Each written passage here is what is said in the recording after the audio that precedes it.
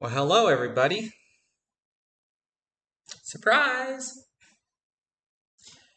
Do me a favor and let me know how I sound. I probably should sound a little echoey because you'll notice I'm not wearing any gear.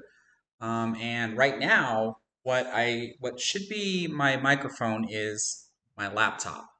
And there's something particular that I'm going to want to try for tonight, and that is my new microphone setup that I have to where when I'm around the table, I won't have to wear a headset anymore.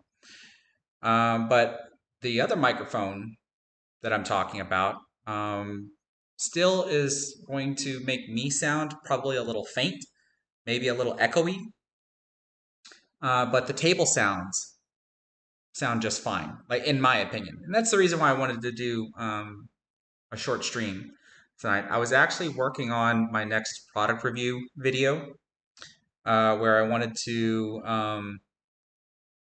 review the JFlower or JForce Brake Cube, and I had a little bit of a slump during the production and just pretty much wanted to call it a night. But I figured, hey, I'm in my garage. Why don't we just go ahead and just do a short live stream and see how we do.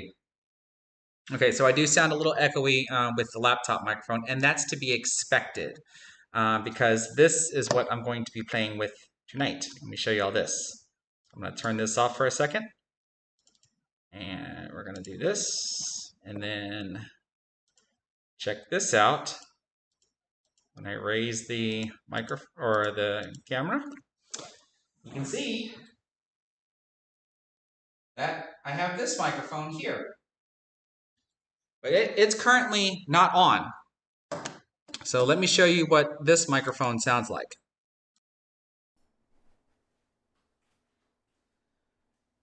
So now, this is the microphone that you should be hearing me from. I hope it at least sounds better than when I'm on my laptop. And this is just temporary for now as I'm trying to test this out. So the way this works is that when I'm over here, which is a little bit further away from the microphone, I have to speak a little bit louder so that way you can hopefully at least hear me, even though there might be just a little bit of an echo. Versus when I'm on the side and I'm actually a lot closer to the microphone, I don't have to speak as loudly, but there's probably still just I don't know, I guess maybe a faint little echo, but you should be able to legibly hear me just fine. And then, of course, when I stand over here, it's pretty much the same thing.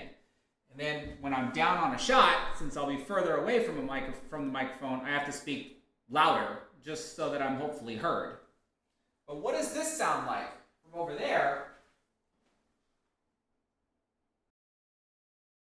versus when I use my laptop microphone, which I'm currently using right now?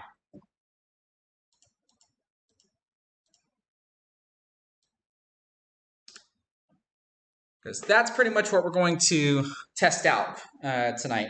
And I'm just going to play just a couple of games of straight pool. I mean, I might do 2 attempts. And what I mean by 2 attempts is what we were doing before is seeing how many attempts it takes me to score 100. And that's with multiple attempts added together.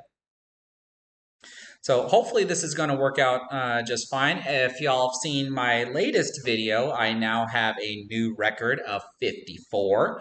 I finally broke into the 50s when I was testing all this audio equipment out. And the next thing, once I actually listen to this live stream after the fact, I'm probably going to get another microphone. And as I've said before, I'm going to have one at the foot end of the table and one at the head end of the table and funnel those two into my audio interface that I have here because it accepts 2 inputs. And that will hopefully allow me to be anywhere around the table and the audio should be picked up just fine. So, without any further ado, let's go ahead and get started.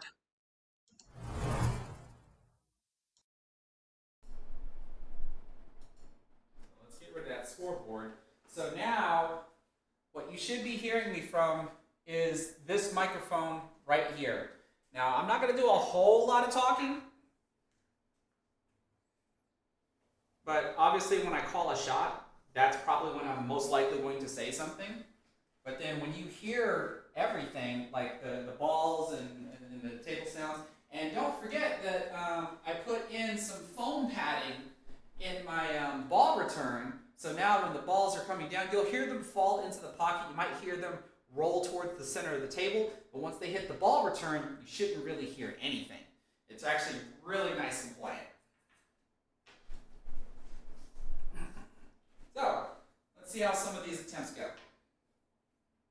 And actually, before I forget, I think I need to update something. Yep, I do. That's this. Last I checked, actually I can check again. My Fargo rating went down again.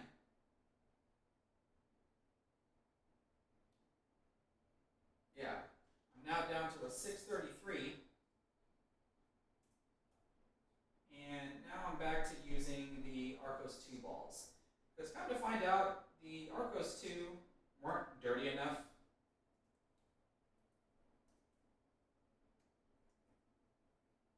To where when I was getting those bad breaks, it had nothing to do with how dirty they were. It had to do with how I was actually hitting the rack.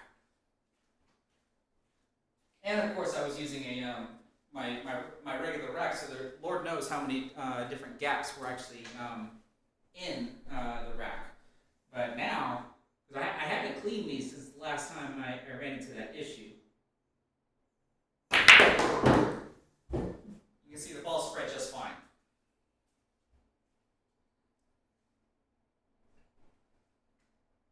Now, I didn't really get much of an opening shot considering that I have to bridge over the 10 ball.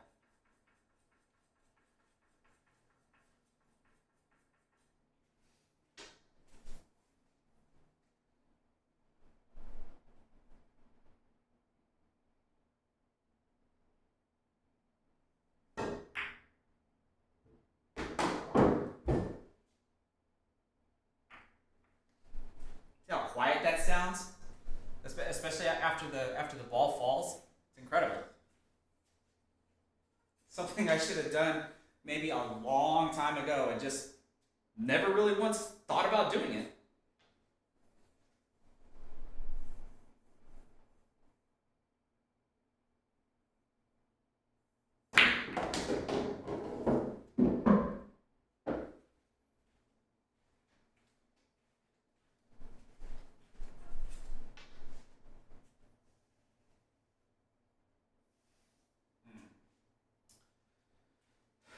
A little bit of a mess that I got to deal with right here.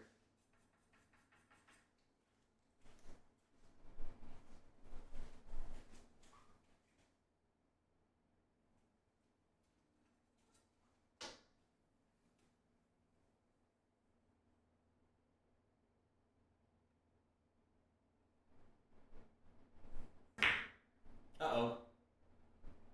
Looks like I hit that too flat. That one's only a 3.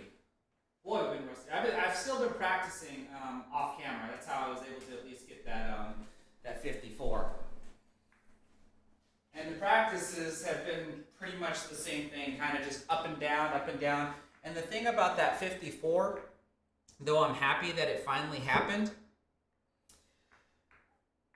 I kind of look at it as a fluke.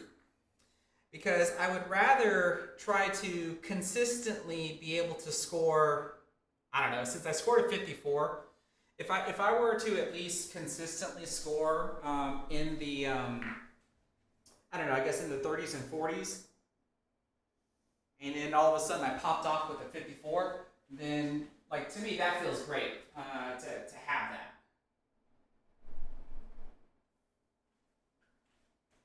So the table mic is weak? Let's see here. Hold on a second. Then that's weird. It shouldn't be doing that. Here, let me do this.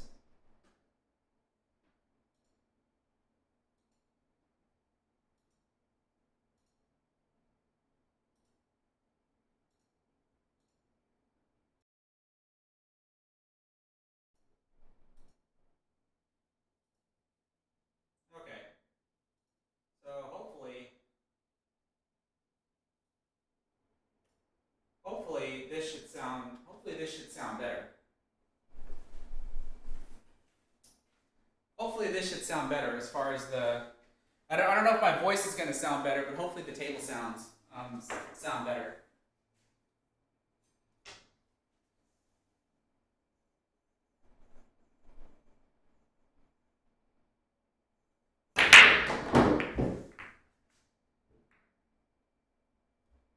Ooh, that almost turned out really bad.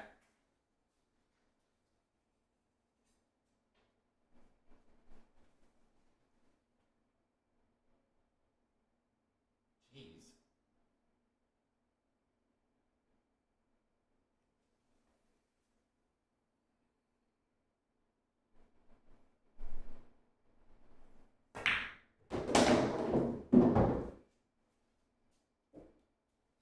I don't know there. Does the table sound any better that way with the small change that I made?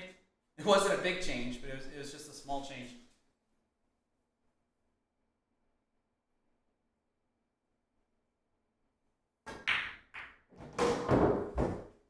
Like, how does that sound? Does that sound better?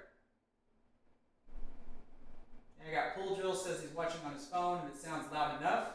Like, I expect my voice to sound faint until I get another microphone in here, but I'm hoping that the table sounds sound fine. What's going on, B-Steg? Hey, I got another person said it sounds all good. So that's pretty much what I'm gonna run with. B-Steg is one of my APA teammates. He likes to come into my live streams and troll, so don't take what he says seriously.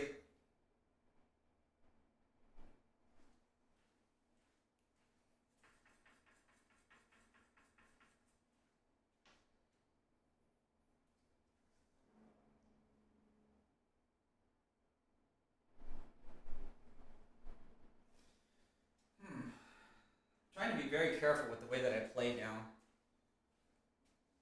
which does cause me to play slower.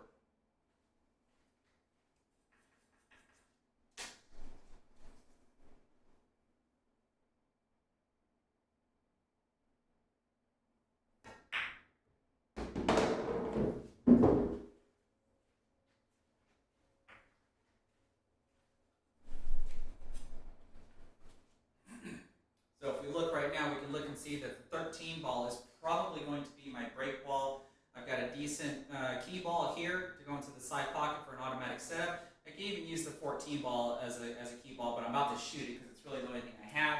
I have this combination here that I could shoot if I wanted to. And then I kind of got to get on a good angle for these two to go here into the side pocket. So that's basically what I'm trying to solve, really, is these two. Hopefully I can do here with the 14 ball.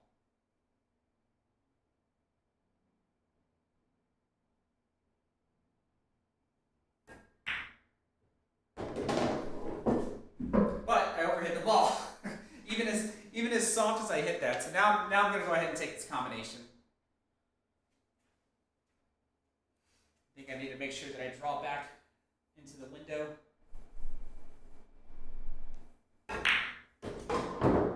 Well, I meant draw back into the window so I can have position on the 12, but I blew that.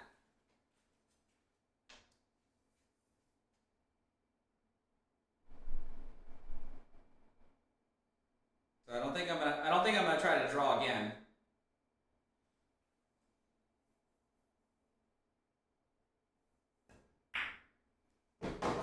Just try to get there another way. I need to get there as soon as possible without shooting off each of these balls.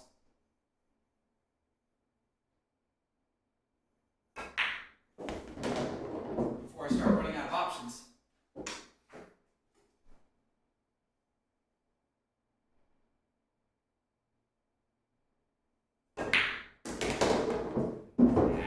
That would have been perfect if I'd hit it hard enough.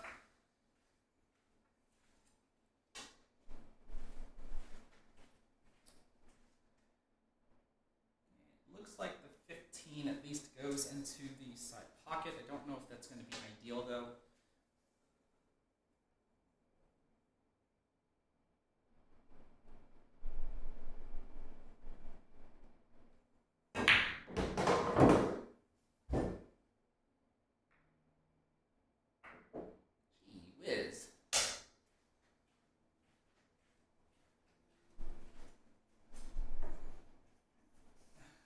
choice but to try to bump into these now.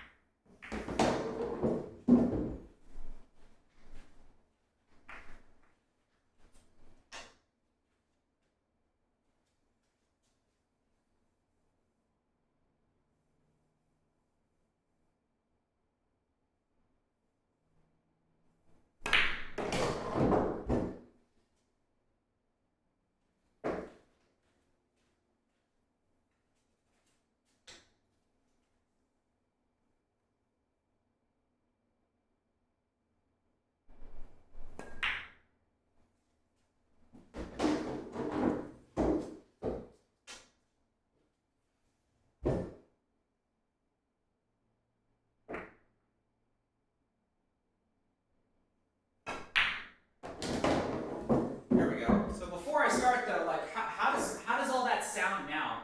Before I continue, can someone try to describe what my voice sounds like versus what the table sound like? Like I said, I would imagine that I sound a little faint, not like when I'm wearing my headset, but I would hope that the table sounds sound good.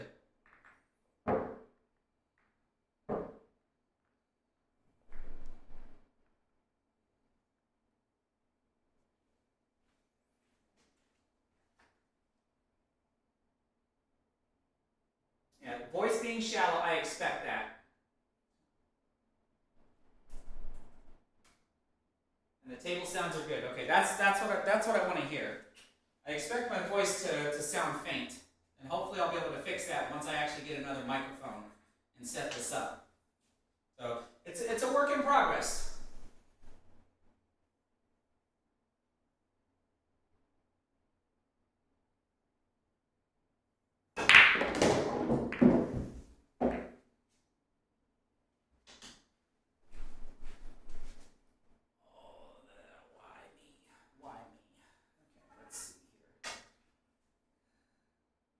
I think I can get that 9 ball to squeeze by.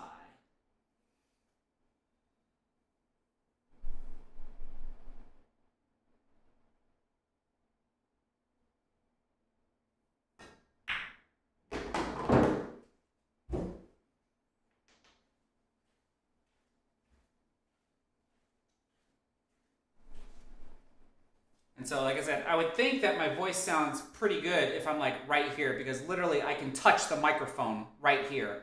So as long as I'm on the side of the table near the side pockets, I probably should sound a lot better versus when I'm on the head or the foot end of the table.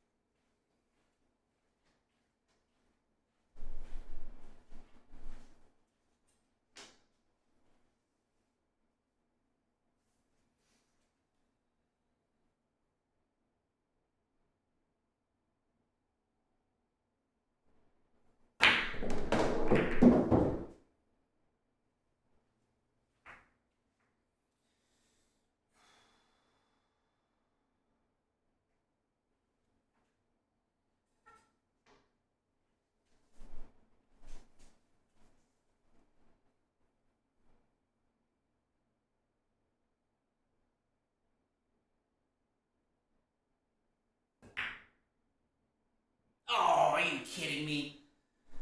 Right after I got that good breakout from the two ball, and I still overcut it. I didn't think I was aiming to overcut that. 6, 7, 21.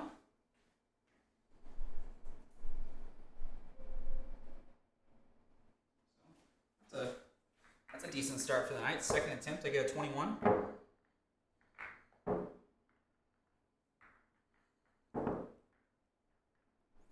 Yeah, so I don't know. It's of my opinion that I would feel better about my scores if they were more consistent. It's like, well, if I can score a 54, then I would think statistically I should be able to average between 30 and 40, and every now and again just get that spurt of the 50 plus. And then as I get better, then the statistics just keep moving over to the right.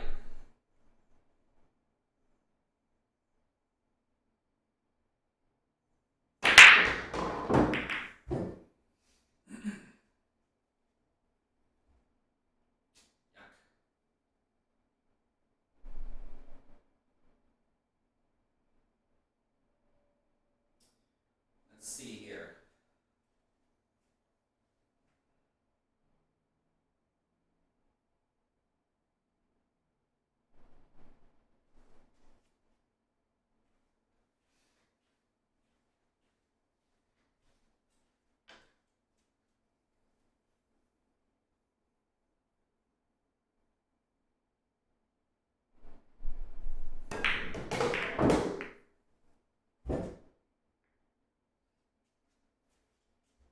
I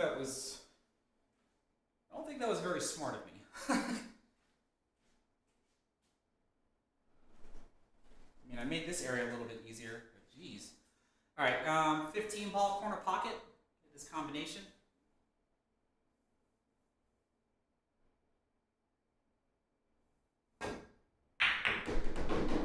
Twofer.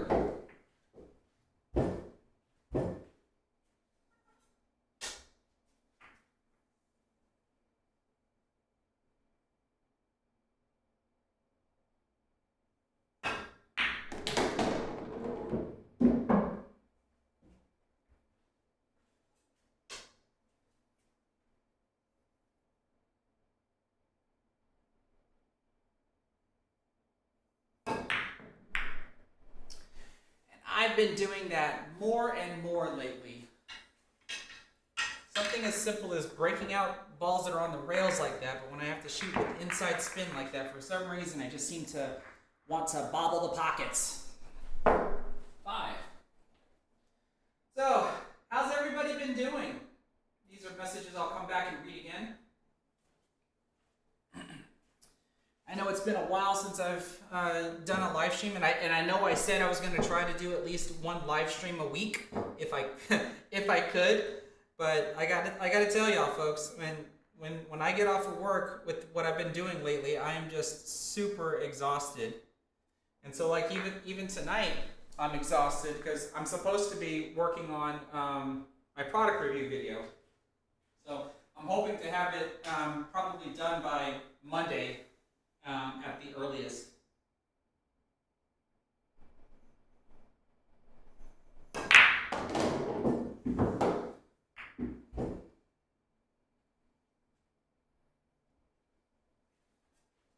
But we'll see. Actually, I don't like where that cue ball's going to go. I'll take 9 ball later.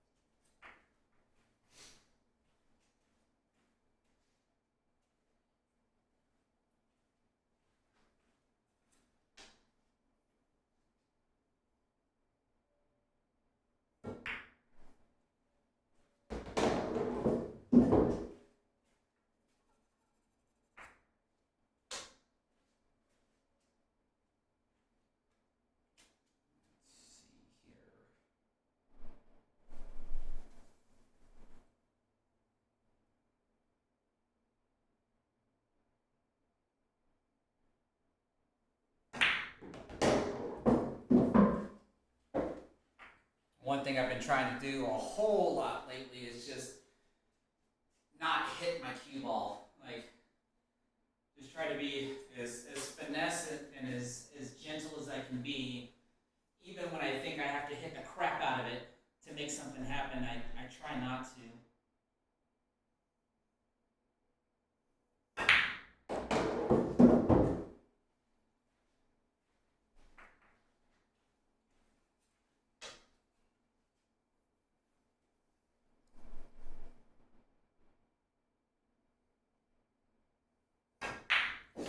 Do me a favor, if you haven't done so already, please hit the thumbs up button. It really helps me out in the YouTube algorithm to make sure that my stuff is discoverable.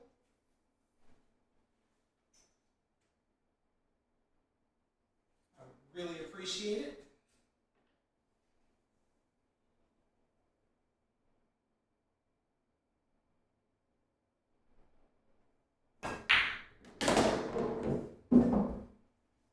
Slow down. I didn't think I hit you that hard.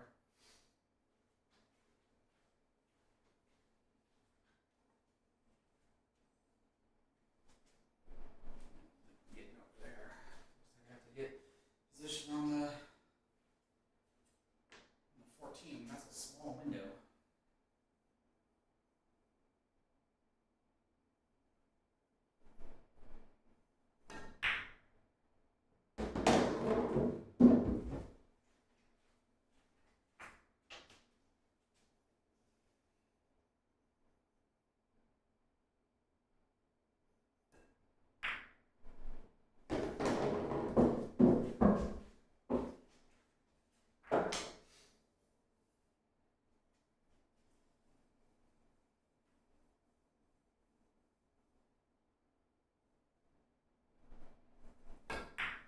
Oh, man, I hit that like a baby.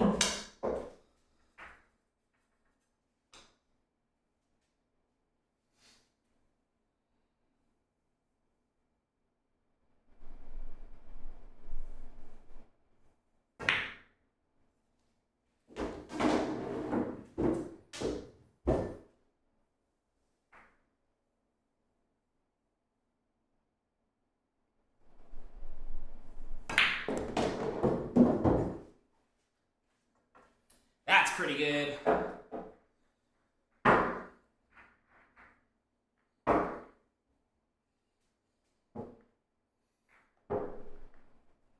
Said I'm just trying to make my game, how do I say this, more more effortless.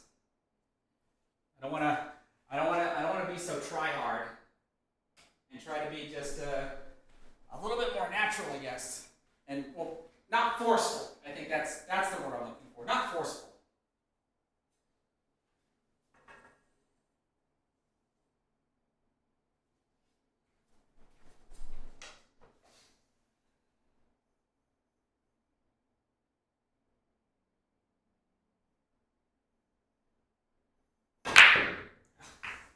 And of course, that's what I'm just notorious for. I get all the way onto the break ball, and then I miss the break ball. And that's without even trying. That's without even trying to hit the cue ball, really. And I'm actually surprised that I drew the cue ball all the way back like I did. And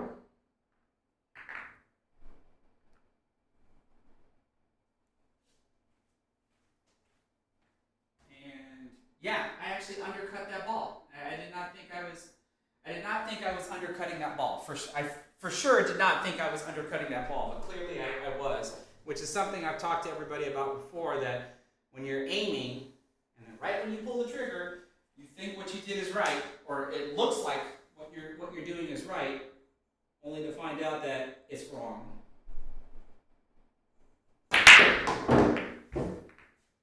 So hopefully, the next time I come up with that shot again, I don't make the same mistake twice.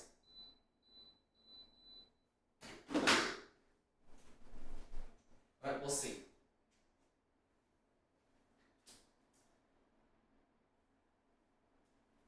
I'm looking to make sure that the 15 ball isn't touching my rack outline, because if at least part of it overlaps the rack outline, I consider that to be in the rack, even though I can probably put the balls down and there'll be a gap. The 15 ball won't touch any of the balls. Right now, the 15 ball looks okay.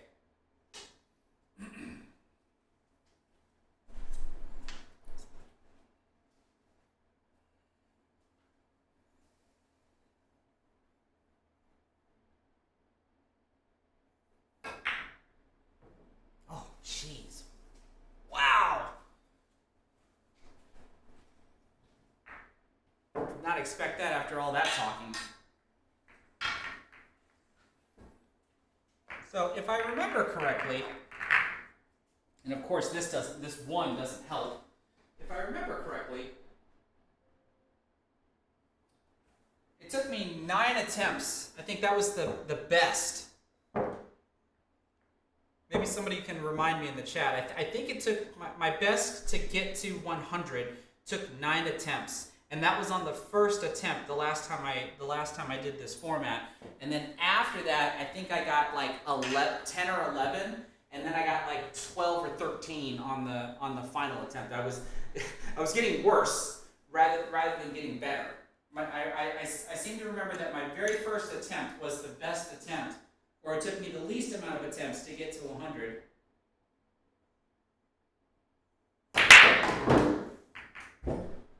Whereas in the next 2 attempts after that took more attempts to score 100.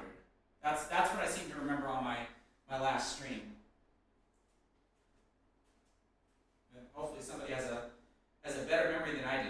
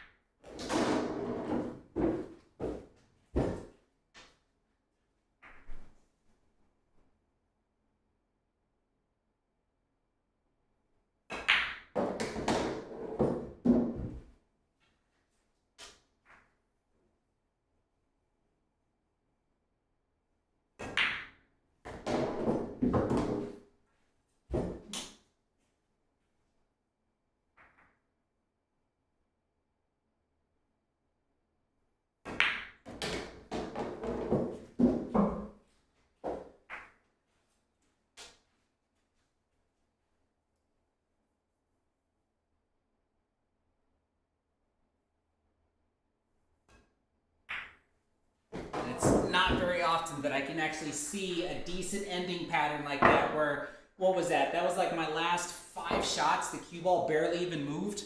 I was just connecting the dots.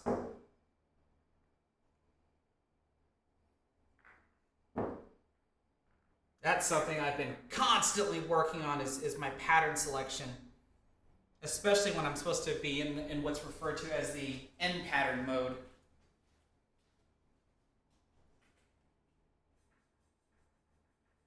Are you gonna leave? You wanna leave? What are you gonna do? Yeah, you wanna leave? Go on.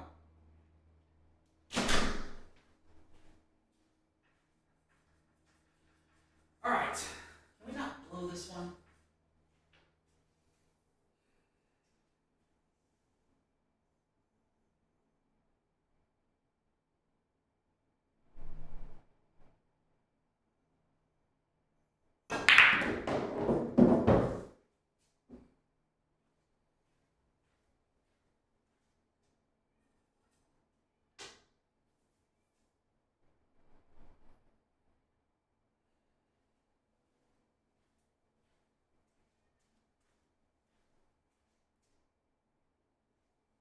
See, I probably should have hit that a little bit harder when you think about it, right? But I'm just trying not to do that anymore. That way, hopefully, my percentage of making the shot goes up a little bit. Of making the break ball shot.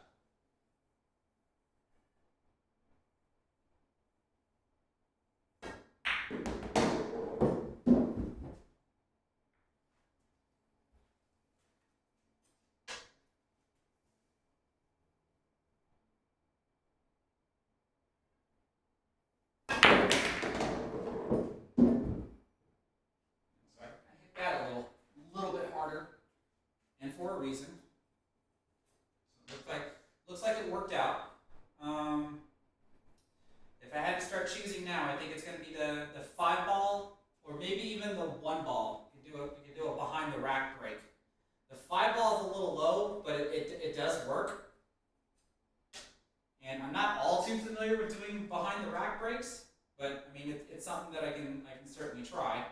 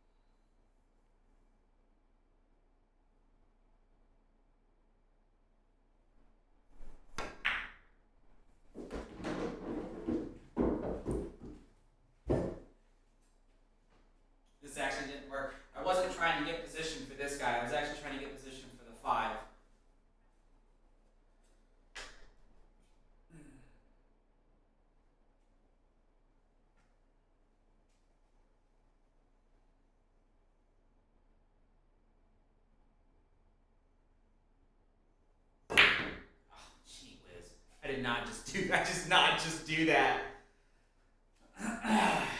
All right. 6, 9, so 23.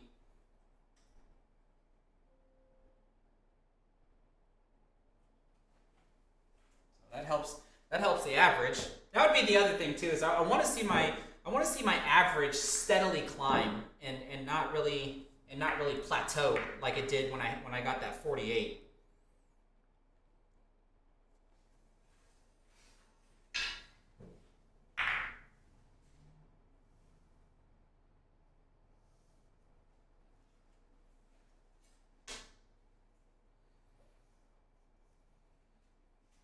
See, I'm back to doing this break now.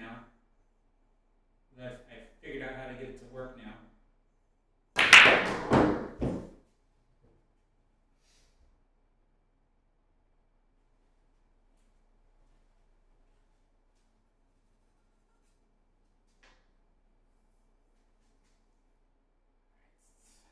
Ball's blocking. I don't want to play a combo just yet. If I can avoid to, that means I got to take out my what would currently be my break ball. I have to take it out.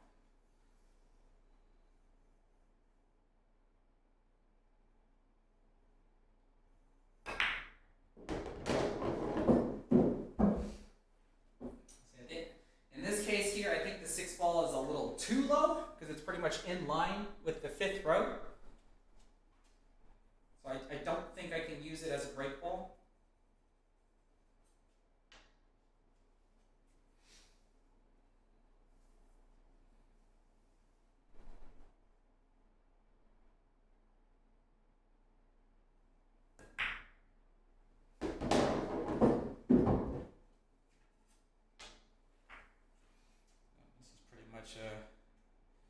Pretty much a dead combo here. Really, I'm hoping I can deal with this. I think that makes that a little bit easier. And I actually got positioned for the combo, so I can go ahead and take that out. 5 ball in the corner.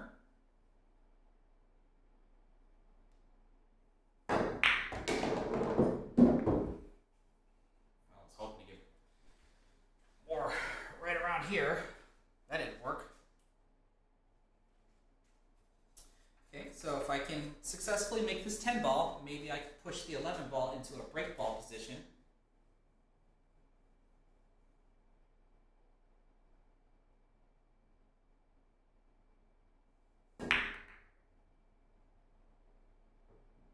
Oh, but I gotta make the ball!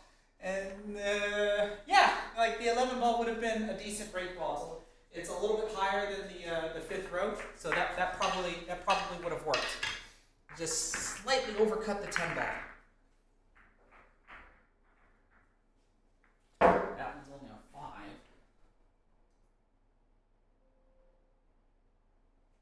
We're on 7 attempts, and I've only made 72 balls so far.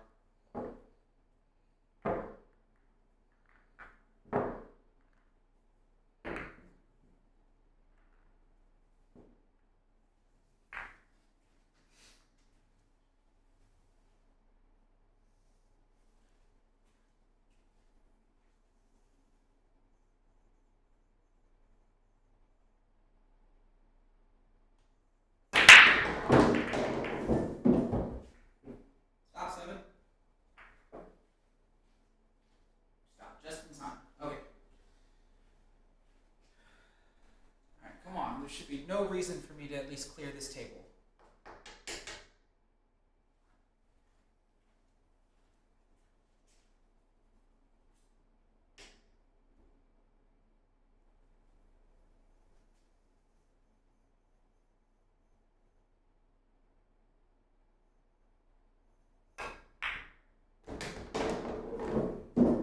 Shot the 2 balls so that way it opens up the 10 and the 12.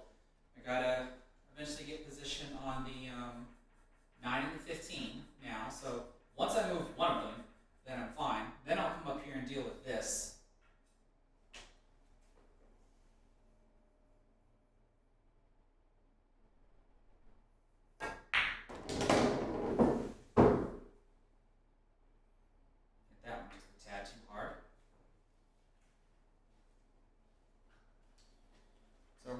probably just use the 12 to get position on the 9 and the 15. So I guess I'll come up here and deal with these guys. So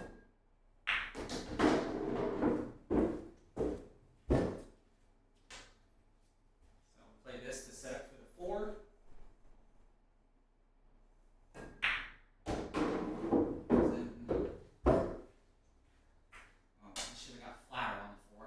Actually, I'm going to play the 10 because the 10 will lead me to the 12.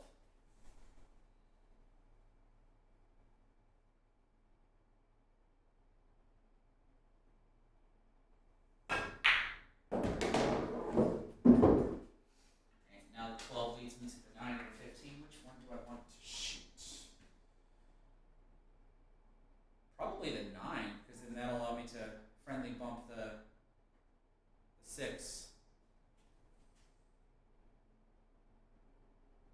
Actually, the 6 goes here, so why do I need to bump it? I don't. So maybe I should get positioned on the 15.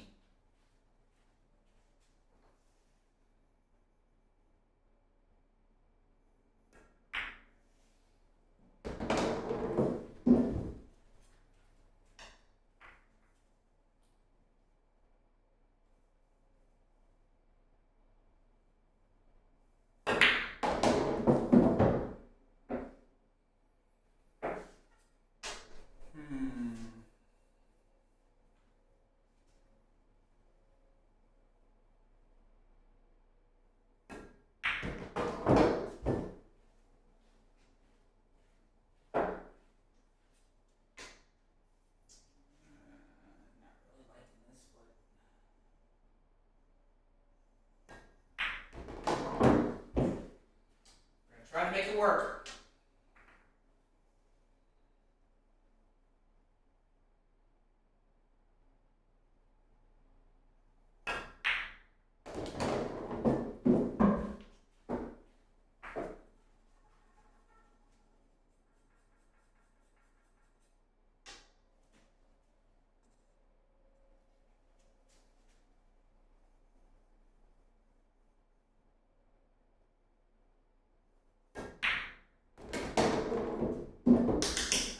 Far. Come on. You gotta be kidding me. Roll just a little too far. Man. Alright. Now I gotta move this cue ball.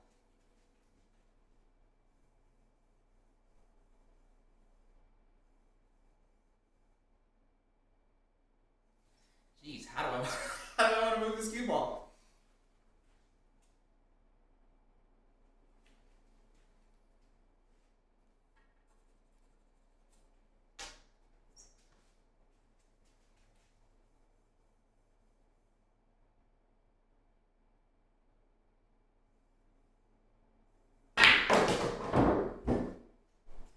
Too much.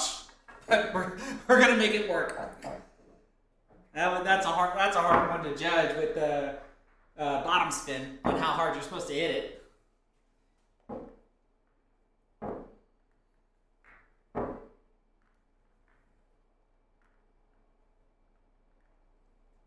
Let's see. So this might be one where we hit the rack first and then try to kiss into the 7 ball. Let's have a look.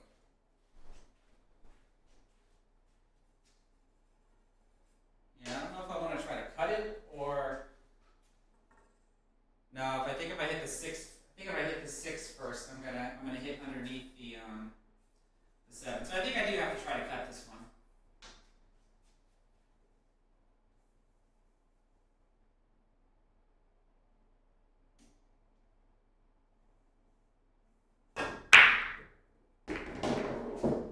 Take what I can get.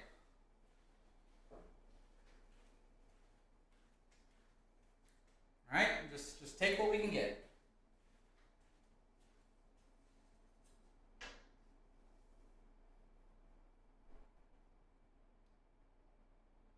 Try to solve a couple of problems real quick here if we can.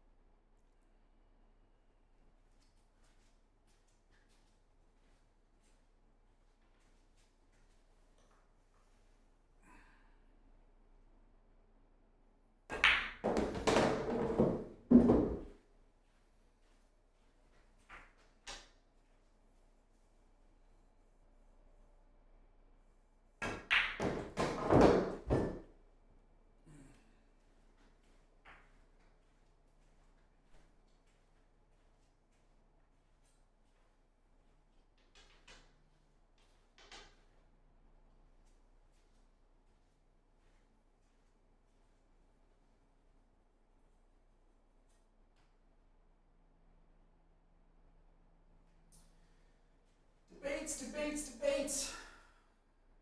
What do you do? What do you do?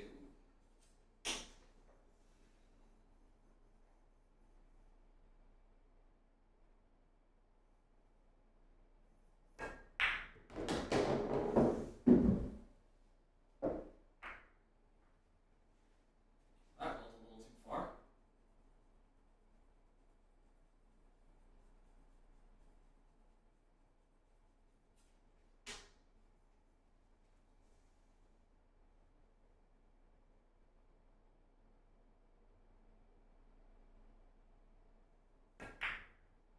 Ah! I think we're really steadily getting better as we piece our way through the second rack. I probably should have just taken just a little bit more time on that one there. So there's 6 left on the table. That means there's 9 down there. We got another 23.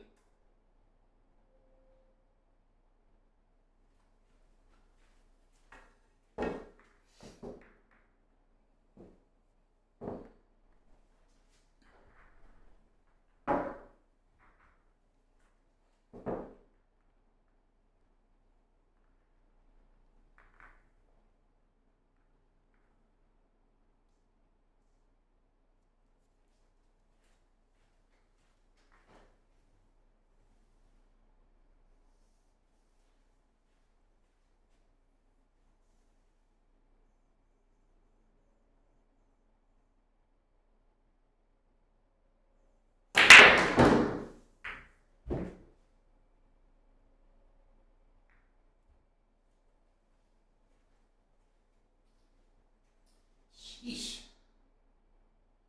You would think this is a good break, but your opening shot is a difficult shot because I'm bridged over this 5 ball. Like, for me to shoot the 2 or for me to shoot the 1, combo the 6 ball in. Let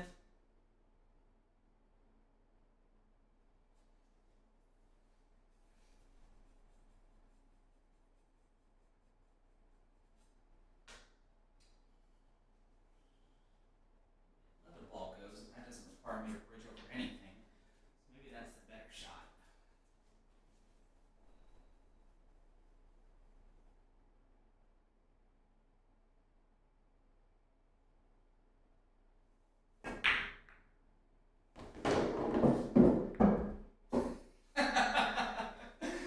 Well,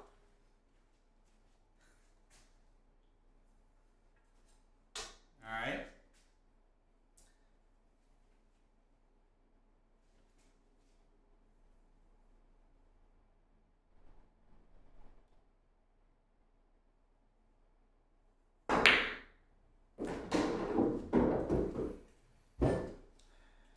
All right. So far we don't really have a break ball. I mean, it could possibly be the 7 ball. I just have to cut it and have the cue ball come off the rail and then hit the rack. So that's certainly an option.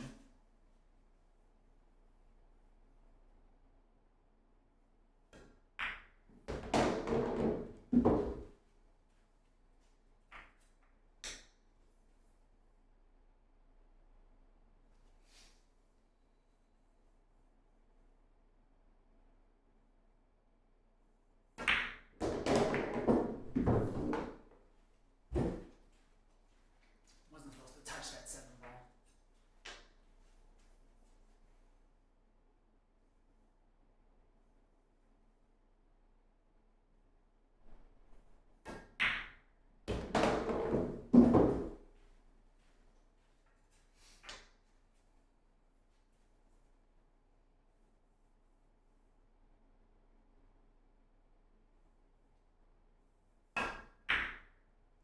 Oh gosh, you gotta be kidding me.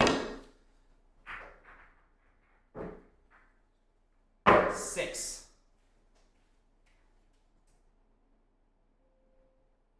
And that puts me over the 100 mark. So that took 9 attempts. So I'm actually going to just leave that microphone on. So hopefully everybody can just tell me, how do I sound sitting in the chair? Can you hear me okay as long as I speak up?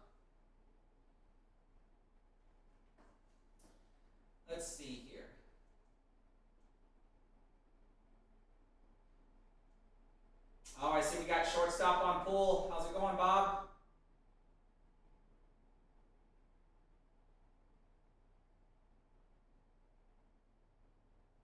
Oh, it's the left channel only? So let's see here. I actually do not know how that might work. Let's see here.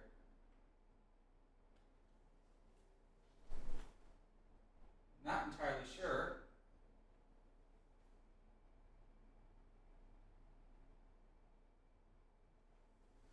It's the left channel only, meaning that you can only hear me on the left ear if you're wearing ear pods. That's weird.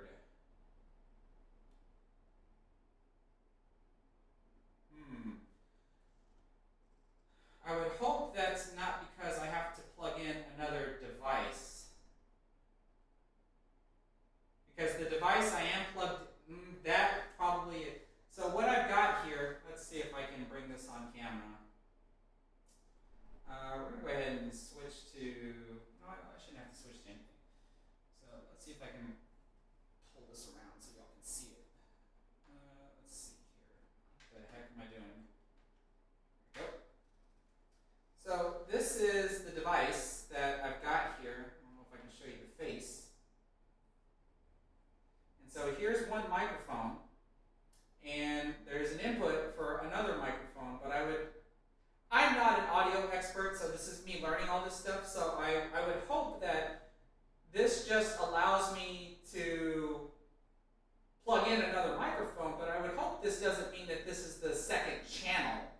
Because I'm assuming that when you're saying that you only hear me on the left channel is, again, because if you have speakers, it's sound is only coming out of one side of the speaker, and if you're wearing headphones, sound is only coming through one side of the headphone. I'm assuming that's what that means. Does this change? No, this doesn't change anything, at least not that I'm aware of. Let me see if there's something in the computer that I can try to do. I'm not entirely sure.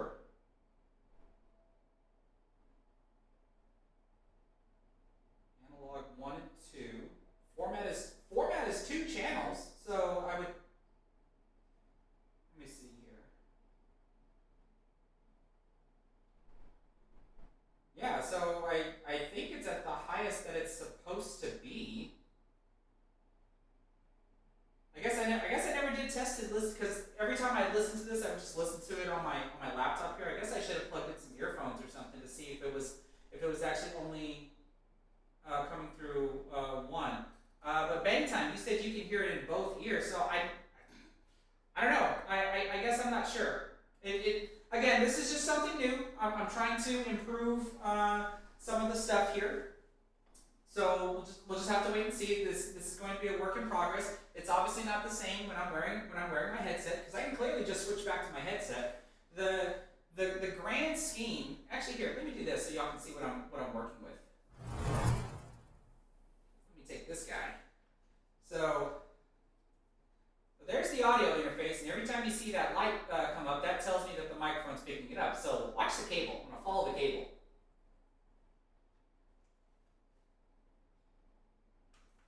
There's the cable there, and you see it leads all the way over to the table, and then there's the microphone that leads down. So the ultimate goal here is take that microphone and let's move it over to about where I'm pointing in midair here, and then I want to get another microphone and hang it up right around here, and then I'm actually going to have a third microphone that's going to sit here on the table or on my desk with me.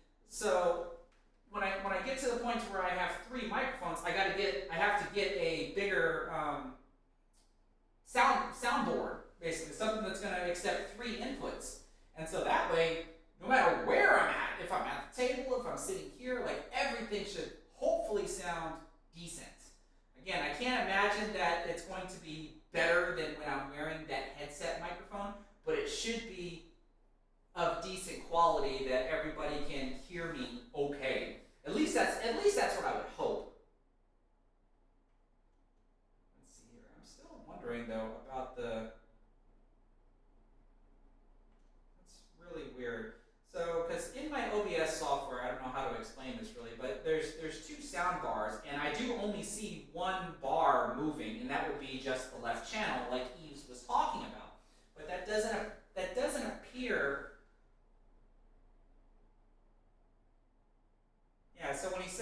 extending to just the left channel.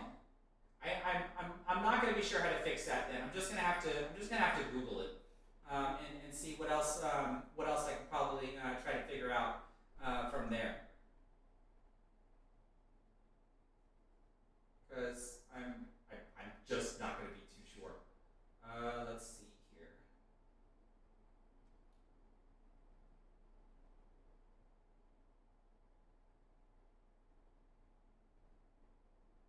Don't want any of that. I don't see anything else that I could possibly do.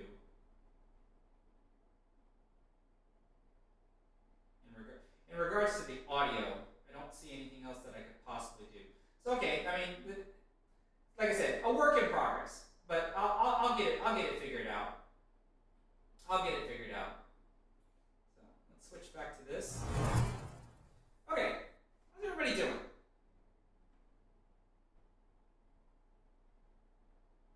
Ask me if I can make it mono.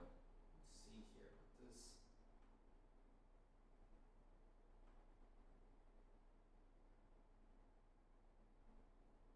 Well, I don't see anything in OBS that allows me to do that. What happens if I turn this off? That doesn't change anything, whatever this direct monitor thing does. I don't think any of these buttons do anything. I don't think this does anything. Yeah, so I'm not entirely sure. I'm not going to worry about it too much.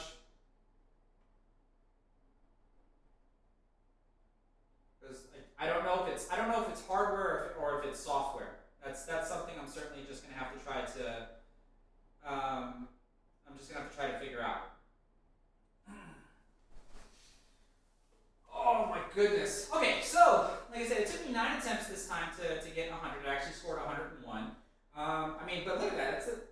That's a pretty decent split. And like this is what I would want to see more often. Is, you know, I got to the second rack 4 times out of the 9 attempts. So I obviously would not want to have, like, if I had to be my own critique, I would only want to see 2 times of not getting out of the first rack, and everything else would be the second rack.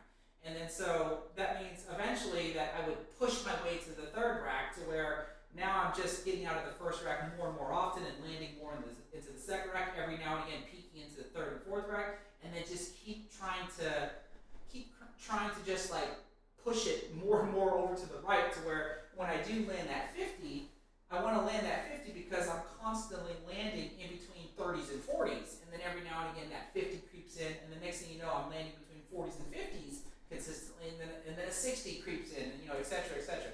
That's at least what I'm trying to hopefully get out of this. But we'll see.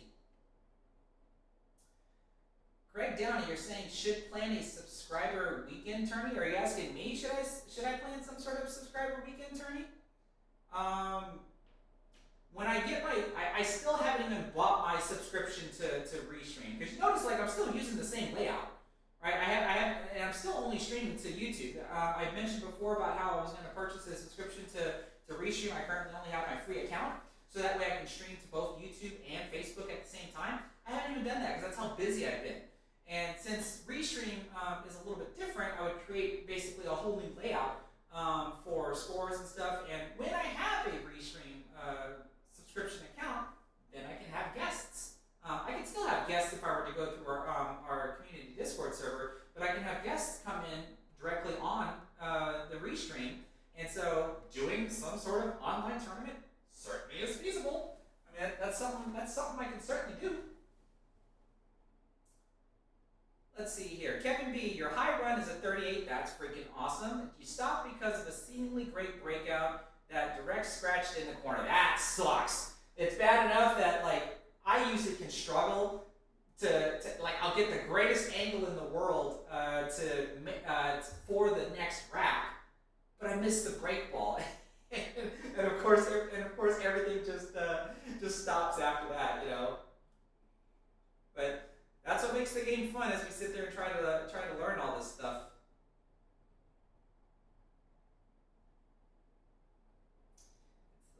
Eves, you got me really wondering about this whole left channel thing. I will certainly look into it more once I end the stream.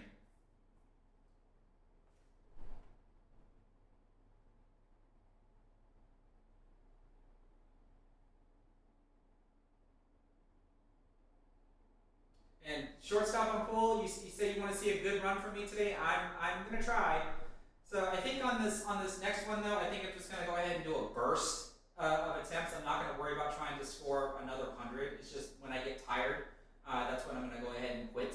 But I do want to make sure that I'm done before midnight. It's currently 10:18. I thought maybe I would stop at 11, so I'd probably just make another hour's worth of attempts.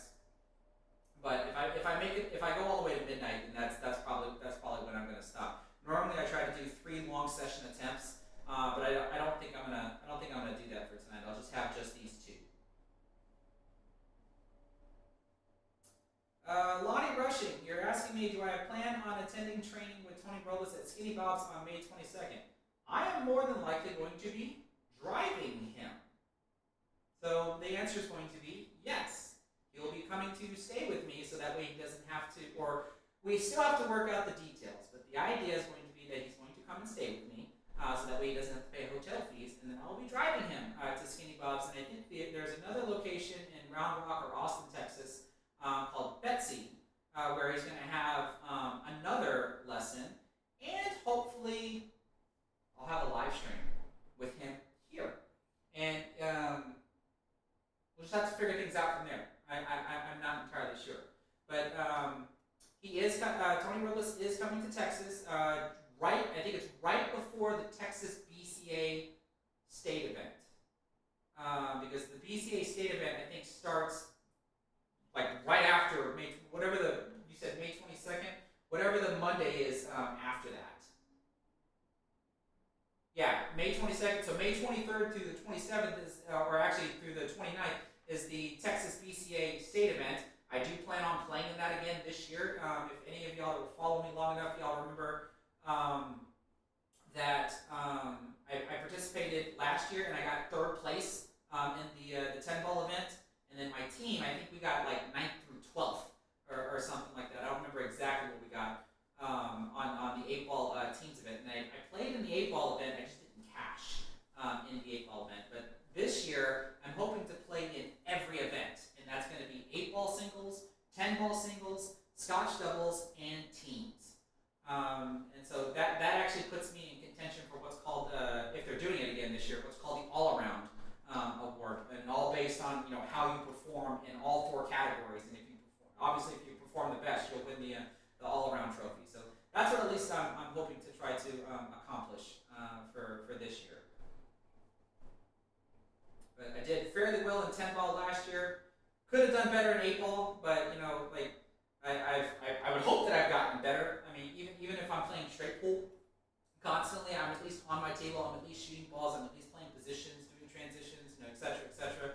And then from time to time, I go play in my weekly tournaments, so that way I'm still playing like 9-ball and 8-ball and stuff. So I get a good mixture of all of it. So we'll see. We'll see. Hey, Dusty Tables, you have yourself a good night, man, and good luck in your tournament tomorrow. Yeah, Eves, it was Tony Robles' birthday yesterday. He just posted some pictures on Facebook of the cake that he was given when because he's in Las Vegas right now for the World's 10-ball. I think right now it's the ladies event because they just finished up the World 10-ball championship. I think Wojciech Szewczyk, I think I'm saying his name correctly, was the champion. Clint Takachi did not defend his title this year, and they're currently still doing the women's. I think they're playing 10-ball. They're doing the 2 race to 4s with the possible shootout.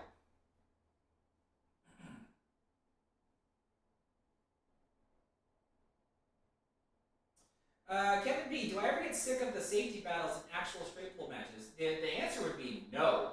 And actually, when I get to reviewing my APA matches, so I have 4 of them, and I'm going to do 2 in one live stream and 2 in another live stream. So I'm not going to do them all at once because then that would just be one horrendously long live stream. But one of them, there's a safety battle in that one, and it's a lot of fun. Oh, Kelly Fisher, she won the 10-ball event. Let me look that up.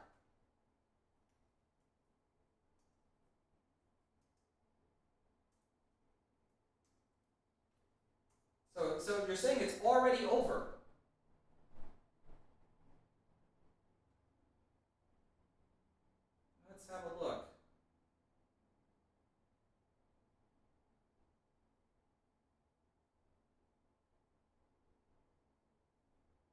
That didn't help. Whatever I'm looking at on Easy Billiards. But that's super cool. Kelly Fisher, that's super cool. I got to meet her when I was in London, which was an honor.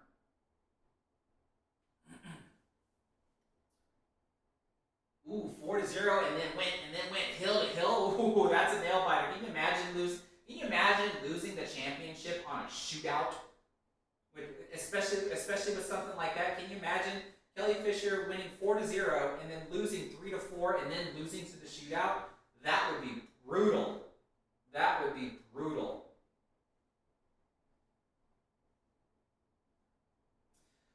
Oh man! All right. Well, as great as conversations can be, I want to go ahead and get back to. I want to go ahead. Whoops! I didn't even turn that off. I want to get back to playing.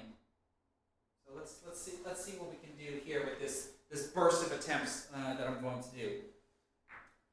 I would absolutely love if I could do a 50 plus on a live stream tonight. I obviously can't guarantee it, but I can certainly strive for it. And then of course, if I happen to beat my 54 tonight, that would be great as well. But at the very least, I'd love to at least hit a 50 tonight. I don't necessarily have to beat my record tonight, but I would love to hit a 50 for everybody, so that way they can see it live. They got to see a recorded version of it, so I'd love for you to be able to see a live version of it.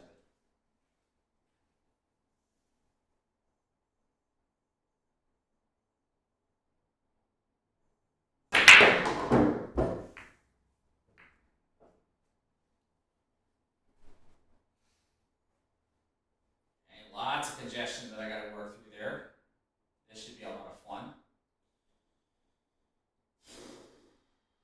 I shoot the 5, my cue ball's just barreling its way through there. So I'm going to shoot the 5 on the side. Cue ball pretty much just heads right towards the 3 ball. I don't want to bump that 15 or the 2 ball because like really those would be my break balls, and even the 7 ball could possibly be a break ball.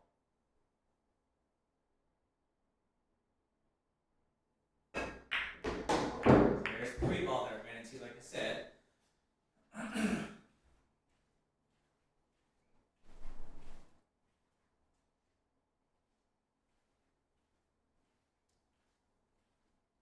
in the world am I going to do this?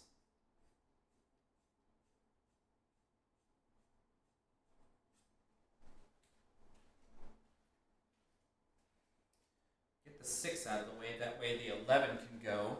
But then I actually got to clear this pass so that way these balls can go here into this corner pocket.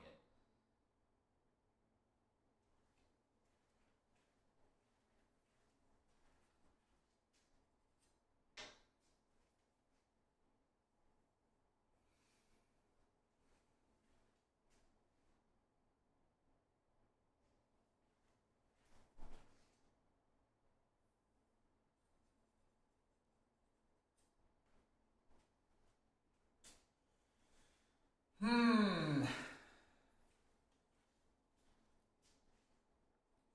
don't think I want to bump into them. That just makes them worse.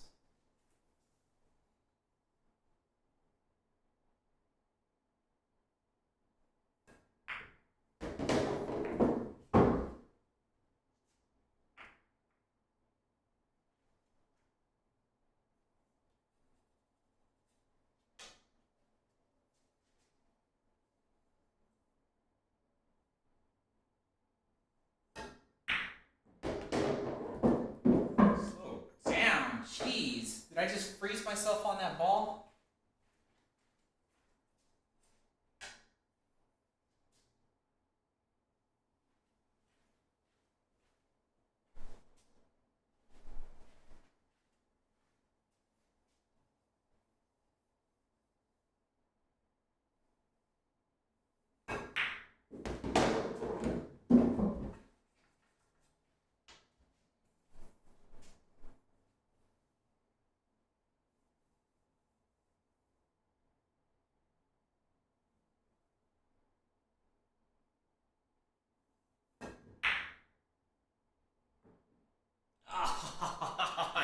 You gotta love my pockets. That's brutal. That's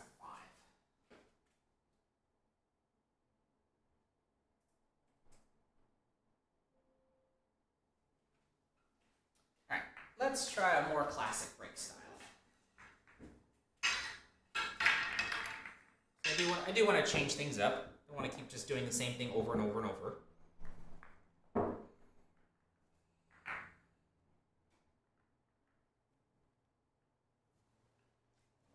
Try a more classic break style. For an opening break, I mean.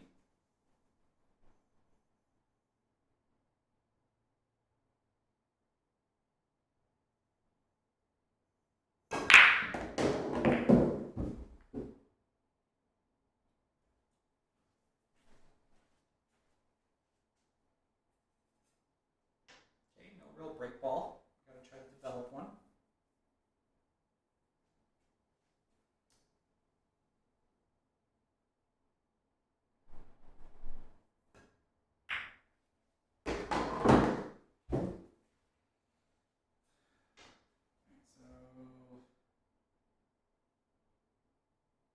I don't know if it's a good idea to call the 5-ball and combo the 4. That way my cue ball drives into this stuff. Then I'm not sure where the 4-ball is going to go. Now I got to eventually come down here and deal with this guy. I'm still going to call the 5-ball.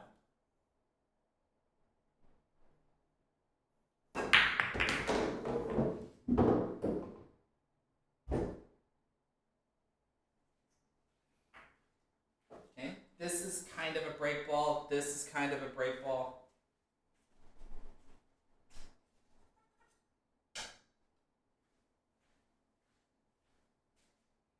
Looks like I got a decent wired combo there.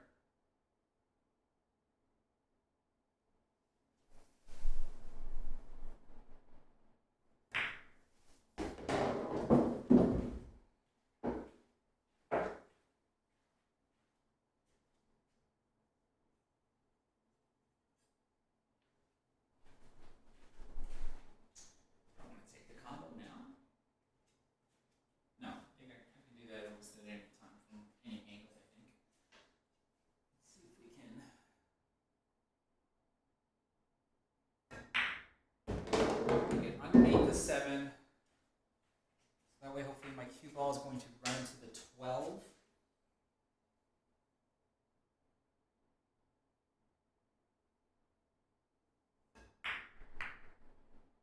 Oh my god! I gotta make the ball. Ah! So I had the right intentions. Just missed the shot.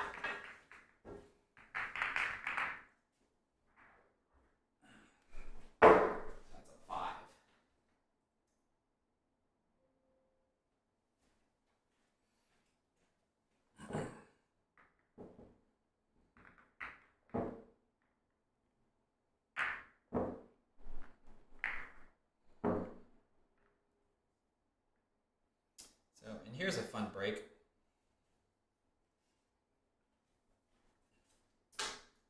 These pop up every now and again.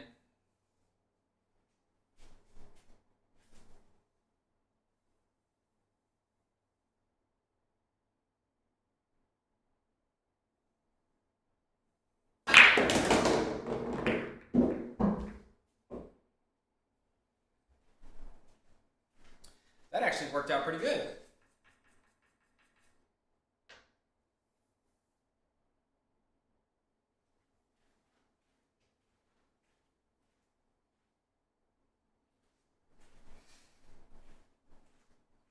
Really, it looks like I'd like nothing more than to have a decent angle on the 10 ball to cut into this corner pocket here.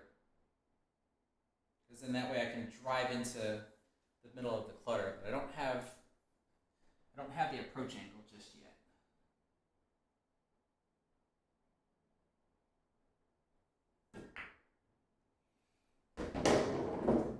So hopefully this 4 ball allows me to get there.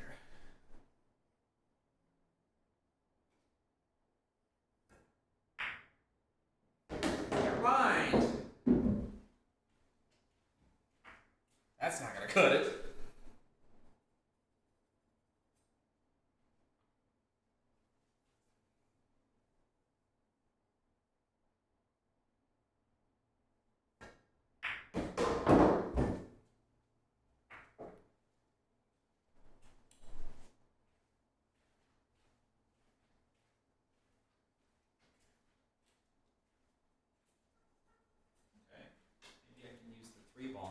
10 ball. And take this guy out at least.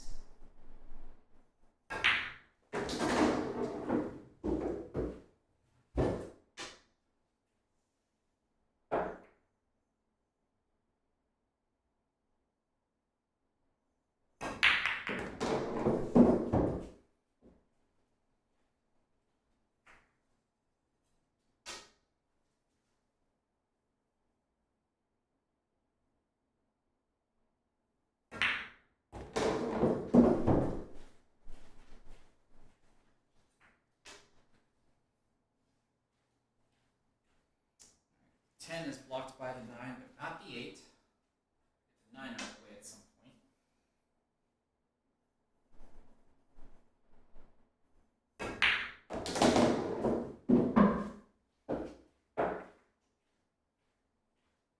That was probably not the greatest of leaves there.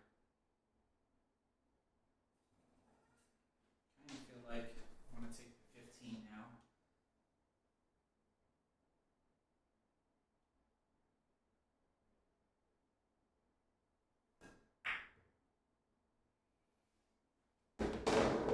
Because now when I move the 8, the 10's free. Hopefully that means I can take this 14.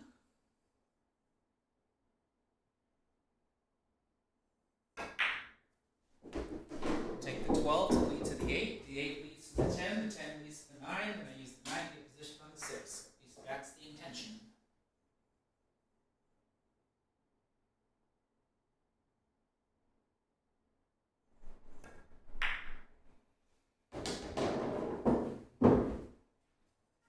Well, maybe not. Not from this angle. I'm going to bump into the 10.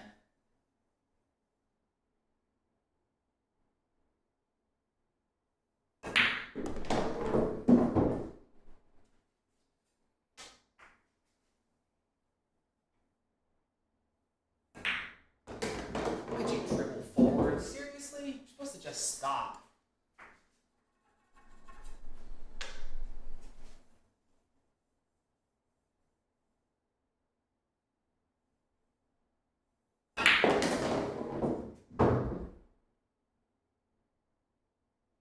Oh, golly. I don't think I got it. I don't think there's any way I'm back cutting that ball. But I was supposed to stop, that way I can cut the ball in, and it just come up through the middle of the rack to get position on the 6, but I got flat on that 10 ball. So that was negligent on my part.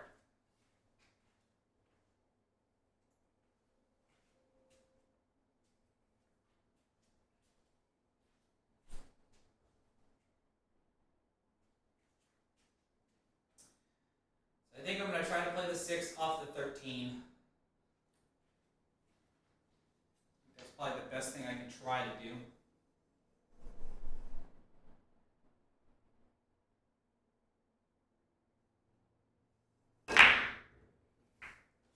And that means I caught the 13 too thin. I needed to hit the 13 fuller.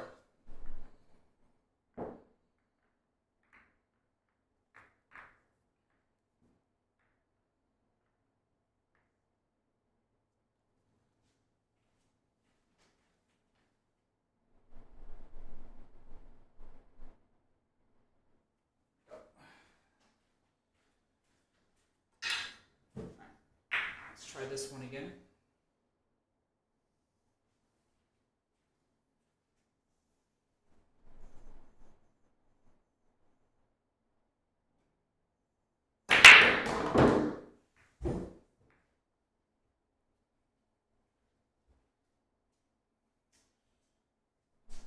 All right.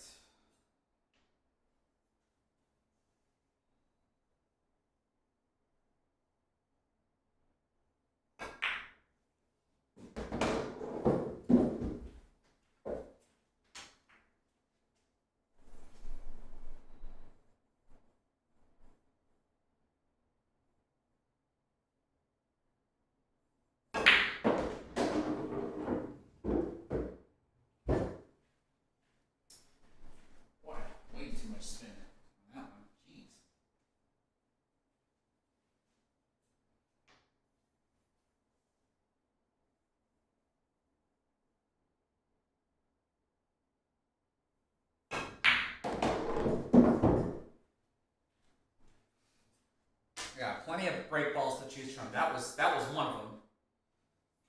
I still got two or three more.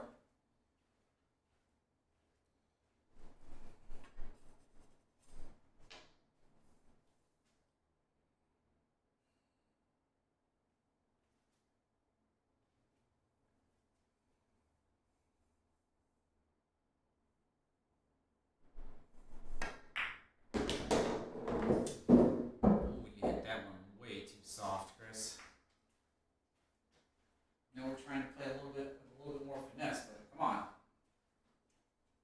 That was just way too soft. I have to bank the 10.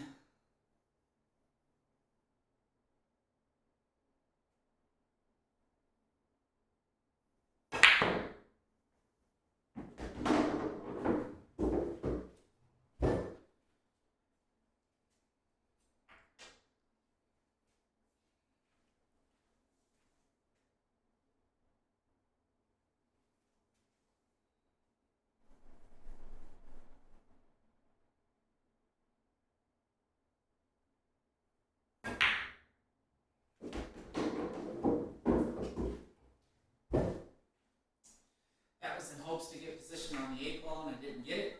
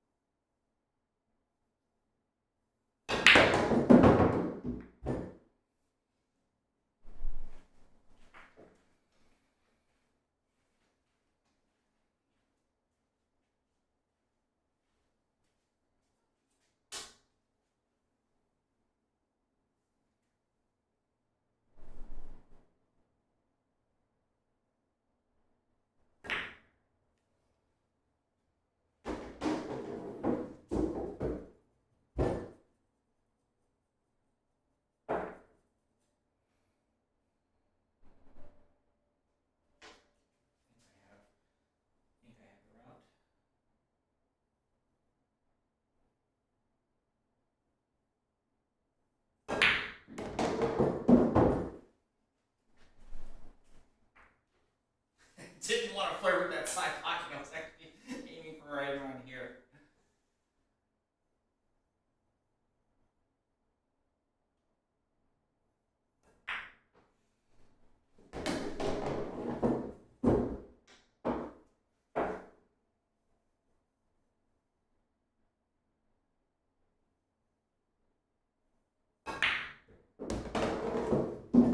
Yikes. That left spin didn't take as much as I wanted it to. Okay.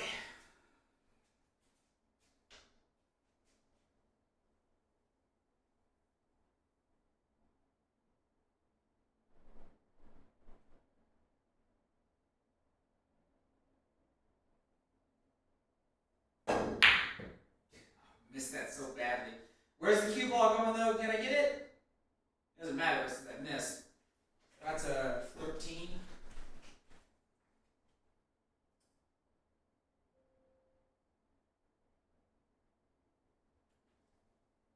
There we go. I see 53 people in here and only 39 likes. If you haven't done so already, just do me a little favor and just hit that thumbs up button. I'd really appreciate it. It helps my channel out in the YouTube algorithm. It's going to make this live stream a little bit more discoverable, so people can hopefully come and watch it after the fact. So I will go back and timestamp everything.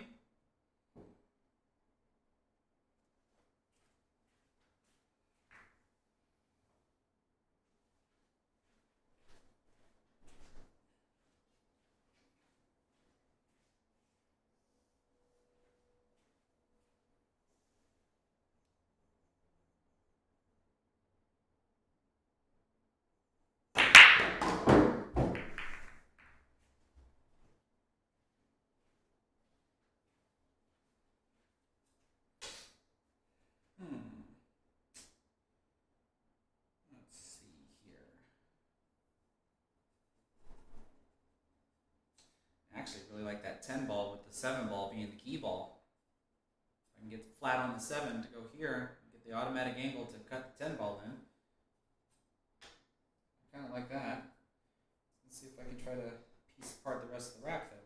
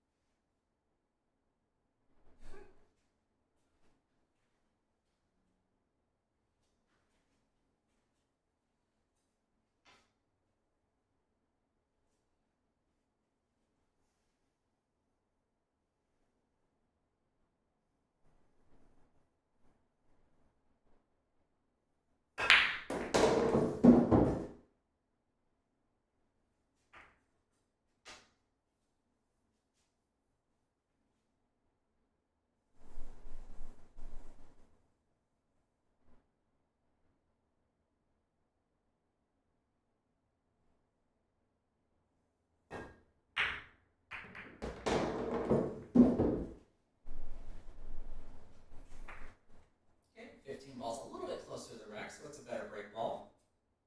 It's going to allow me to take out the 10. I can use the 6 to get to the 15 or the 7 to get to the 15 now. So I've got a couple of options.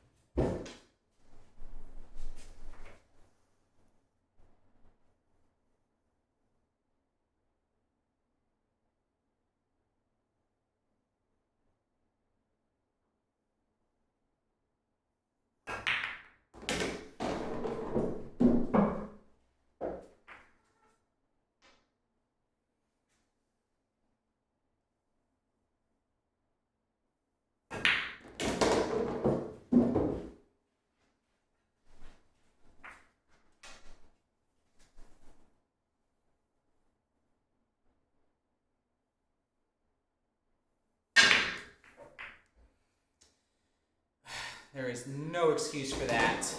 None. That ball doesn't count. One ball out. So 6, that means 9.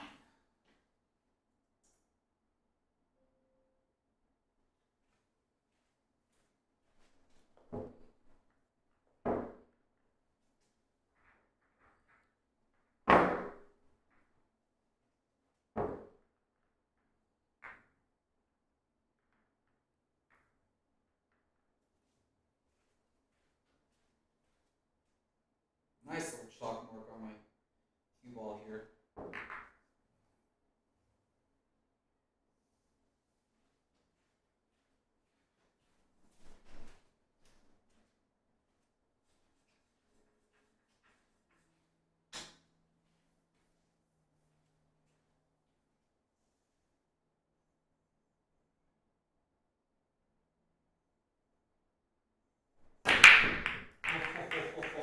Gee whiz.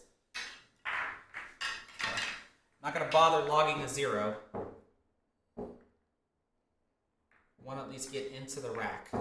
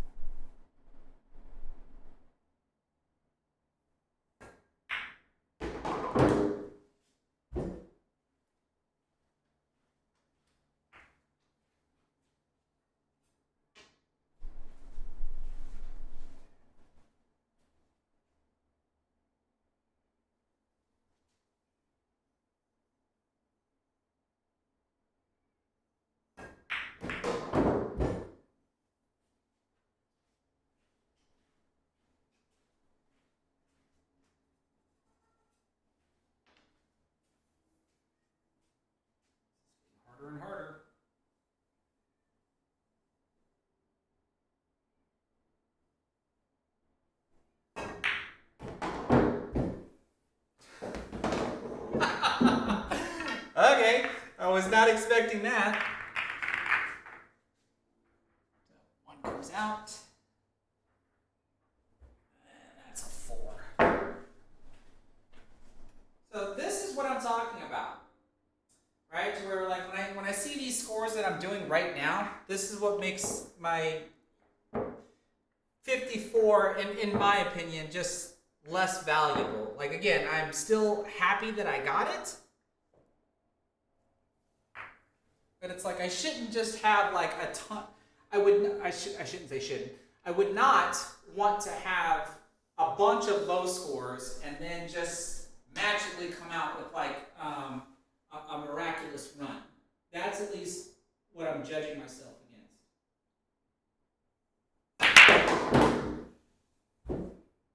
Jeez.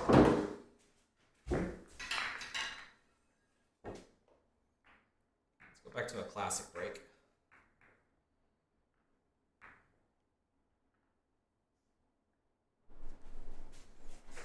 So it's like I had that decent run there at the beginning, and then all of a sudden things start to change.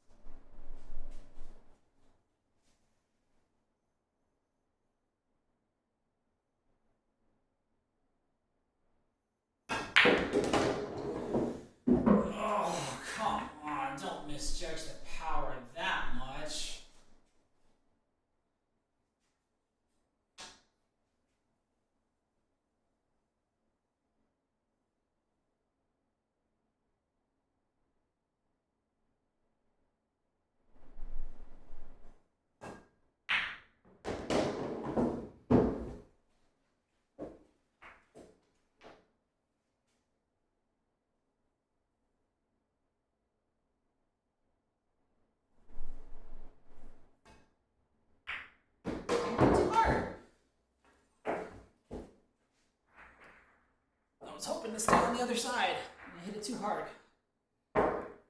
Plus, the shot before that wasn't the greatest since I overpowered that one. But at least kind of got back in line, so that's a good thing. So, all things considered, made it to the second round. I think on this one, though, I have to actually hit ball.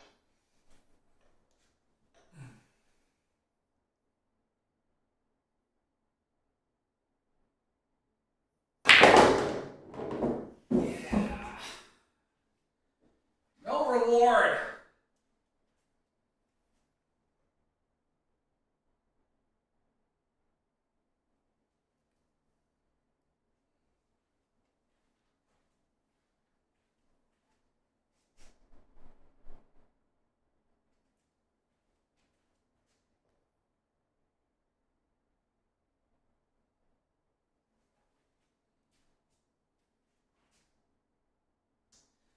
I don't know. 15 ball, corner pocket.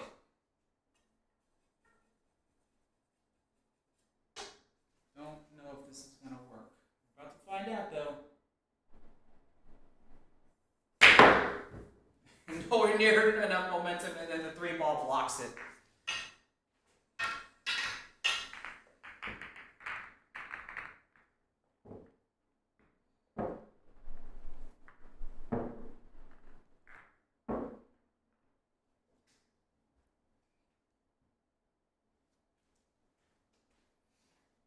Those are tough when you know you have to actually hit the break ball with some power just to get some sort of a decent breakout, and you don't get it. So it's like, how much harder do I need to hit?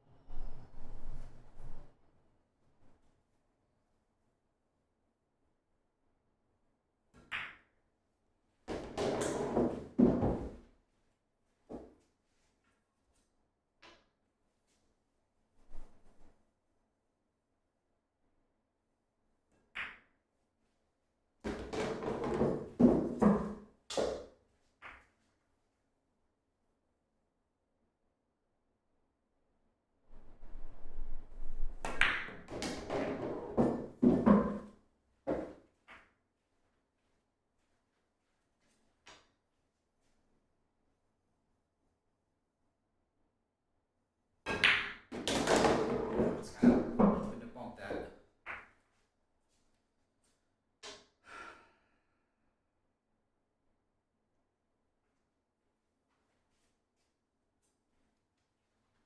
I don't know whether to pick the 5 ball or to pick the 3 ball. 5 ball, I'm definitely gonna have to draw into the rack because that's a little low. 3 ball, I'd have to get somewhere over here just to have a chance to use it as a break ball.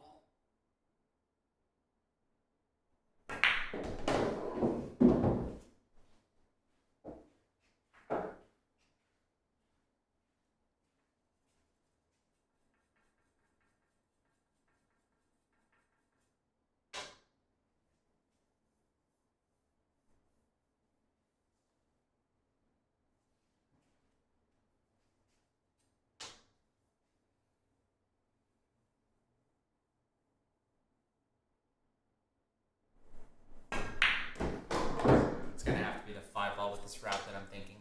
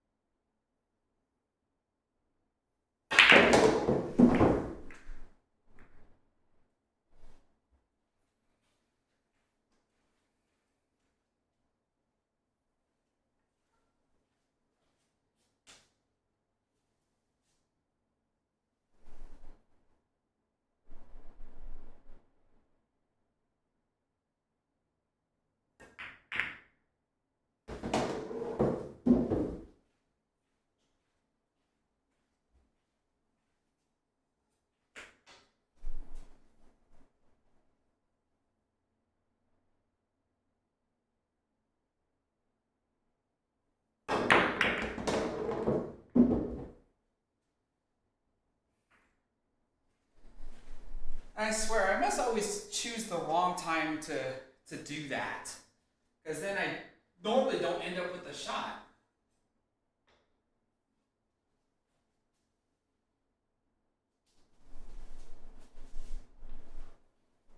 So it makes me wonder if that was not the best of decisions.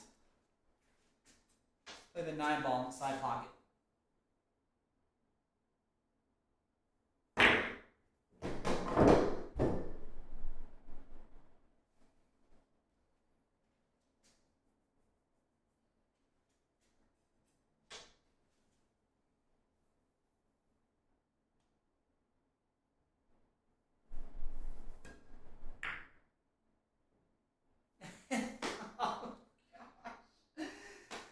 Oh,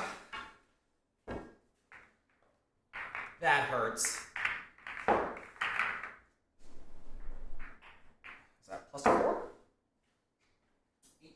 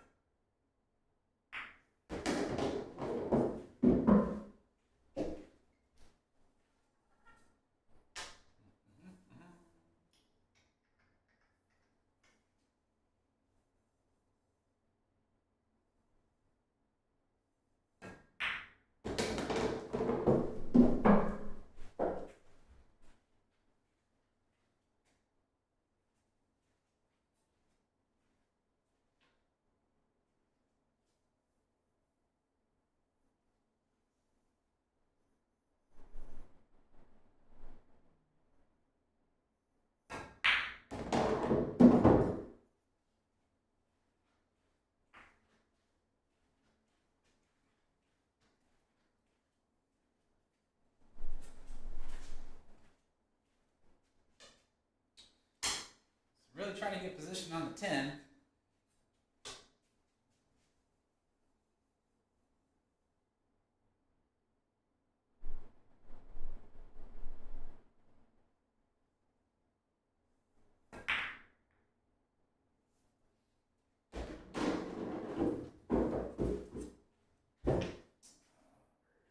Bridge.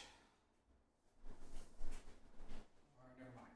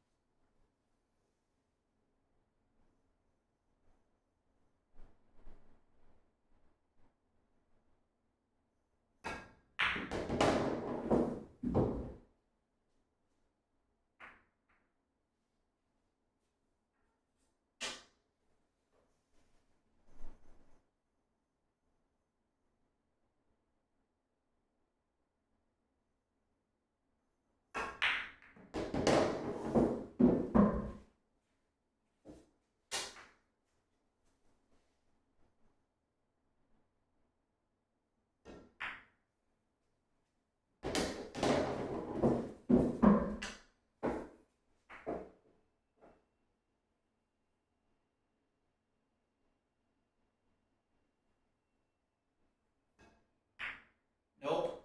Oh, man, and I solved that problem immediately. Got up to here. Ah, that was all gonna work out until I missed that 7. Felt pretty good with that route. That's a 9. So right now, that's another 9 attempts, and we actually haven't scored 200 yet.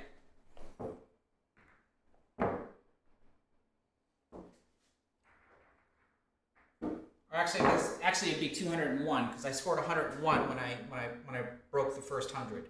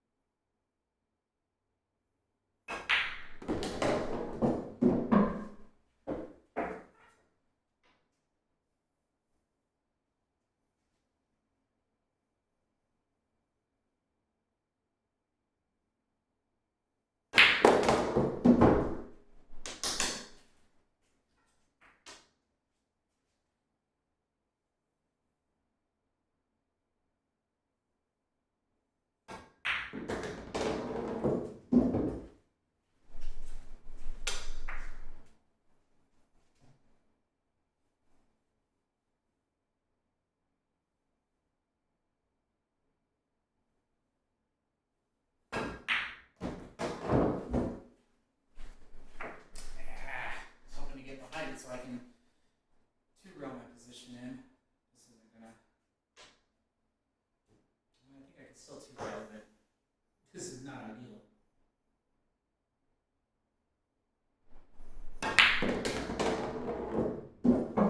Come on. That's less than ideal. Actually, I probably wouldn't have minded if my cue ball landed in the rack. That way I can have ball in hand in the kitchen.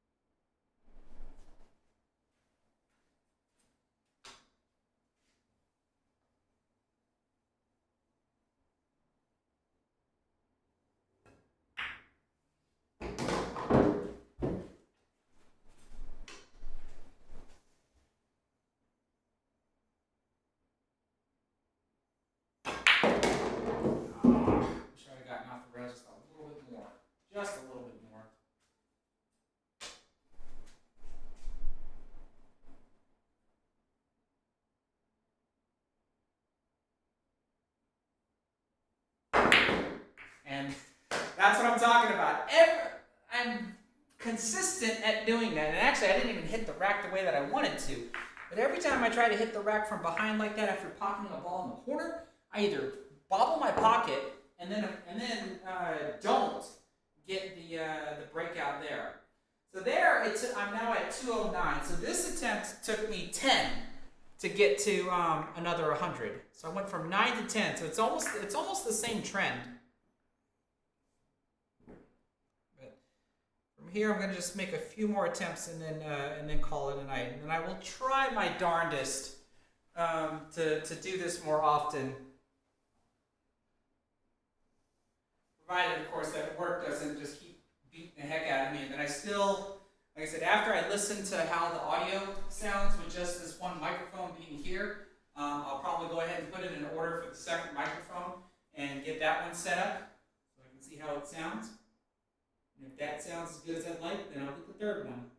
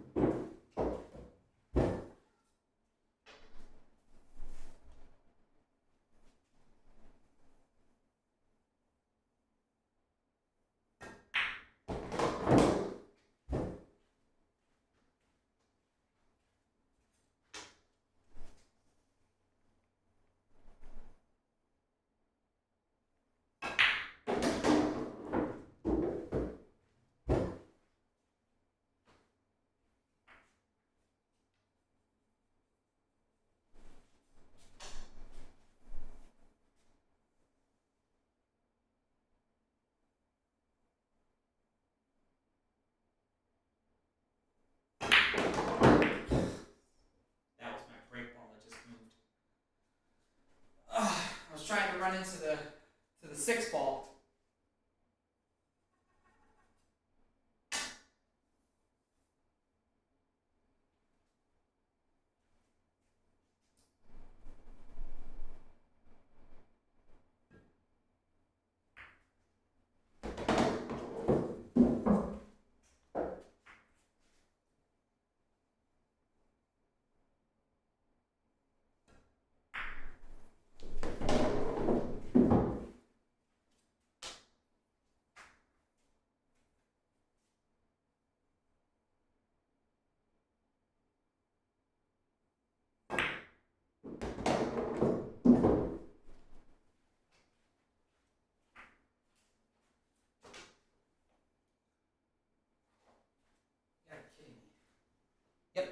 Wrong side of the 8. If I try to shoot that 9, it's going to miss. So I guess I have to do the 6-8 combo instead. Even that's risky.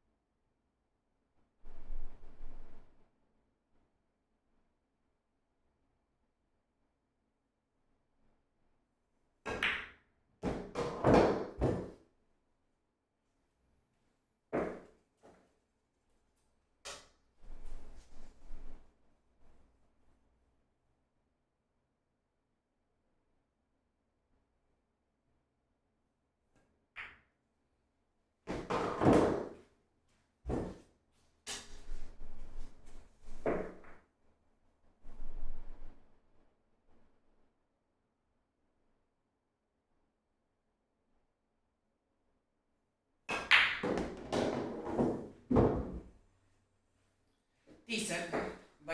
Would have liked it to be a little bit further back, but decent.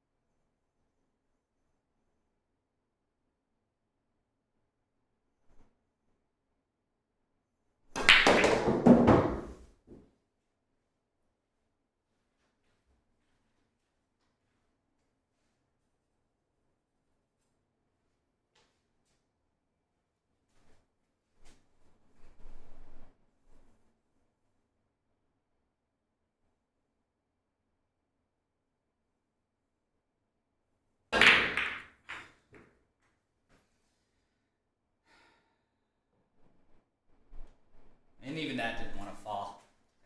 This is frustrating. I think I overcut that ball.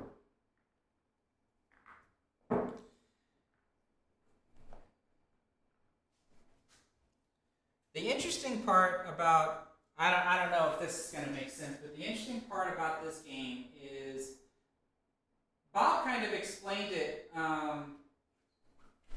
in our session before about how, like, when you look at a shot like this as a break shot, any shot for that matter, if that rack wasn't there and I just wanted to shoot this ball in, probably 9 times out of 10 I'm going to make it. But given that that rack is there and I now have a secondary purpose, for some reason mentally this changes everything. You know, I don't know if you want to consider it a mental block, but when I shot that 15, when I missed that last 15 ball, it was the same thing. Like if I wanted to just make the 15 ball without the extra purpose of breaking up a clutter, etc., then I probably would have made it. But then who knows what happens to my run after that. And so, like, the way shortstop on pool explains it is like it's a shot that you've never shot before, or you're shooting it a way that you've never shot it before, because there's another purpose now that you have to do besides just making the ball, and that, for whatever reason, has some sort of psychological effect, or it makes the shot more difficult.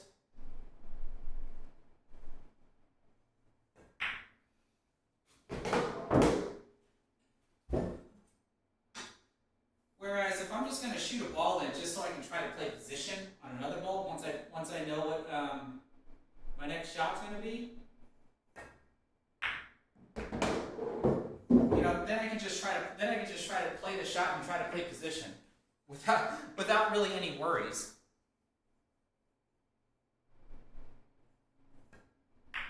I don't know if that makes any sense.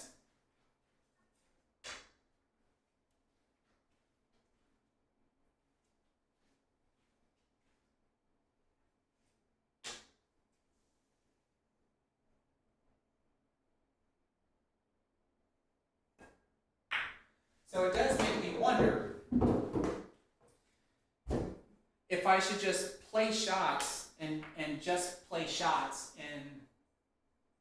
or play the way I would play them without the secondary purpose. Like if I'm going to try to break up a shot or something, like just forget about the secondary purpose and just play the way I would play it and see what kind of result I get.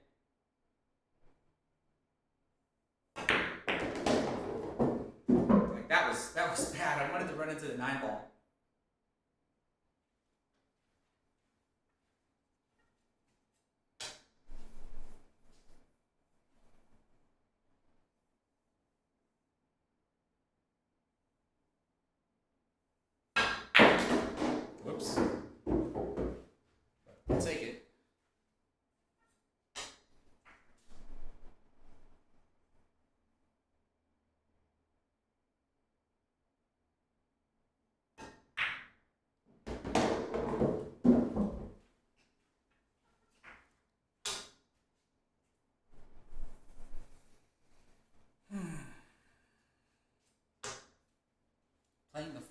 doesn't really yield me any positions afterwards, so that's why I'm switching to the 10.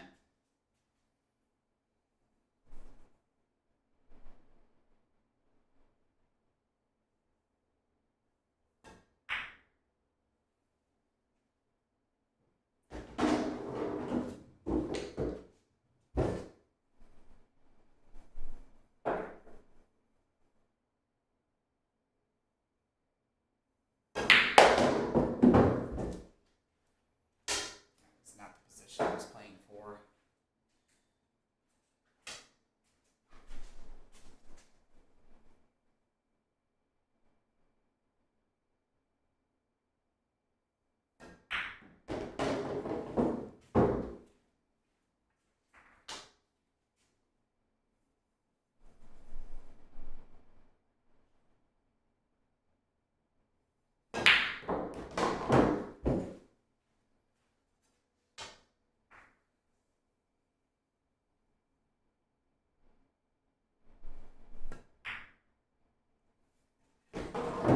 That'll work.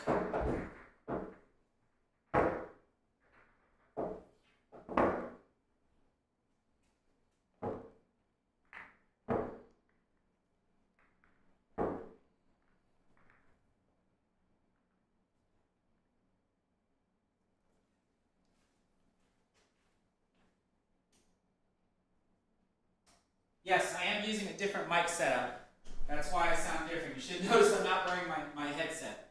I have a microphone that's suspended right here, and so when I'm standing right here, you should be able to hear me loud and clear. But you definitely should hear the balls or the table sounds really well. But as I move around the table, as I get further away and closer to the mic, then of course my volume is going to change.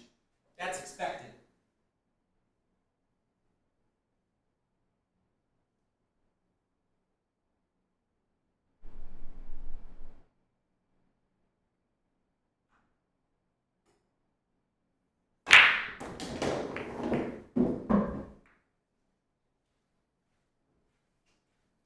And eventually I'm going to get more microphones in here. So that way I can do live streams, recordings, I can do almost whatever I want.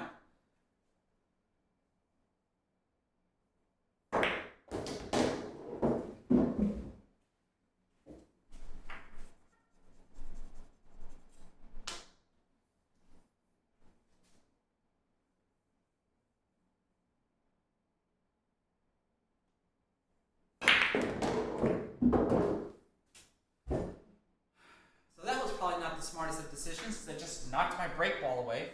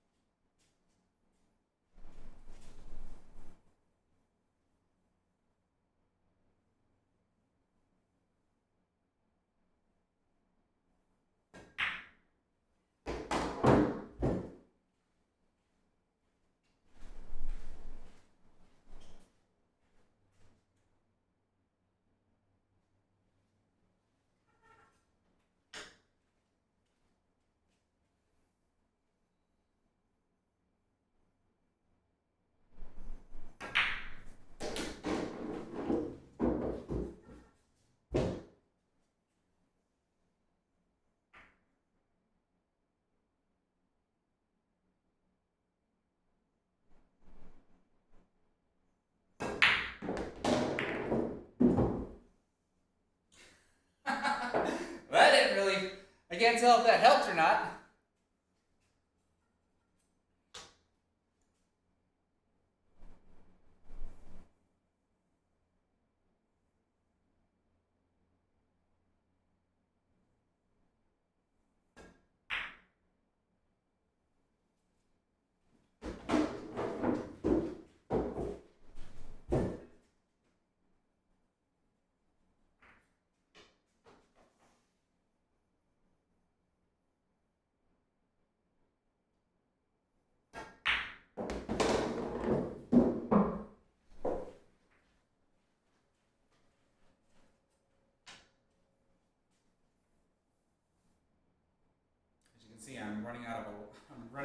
options here.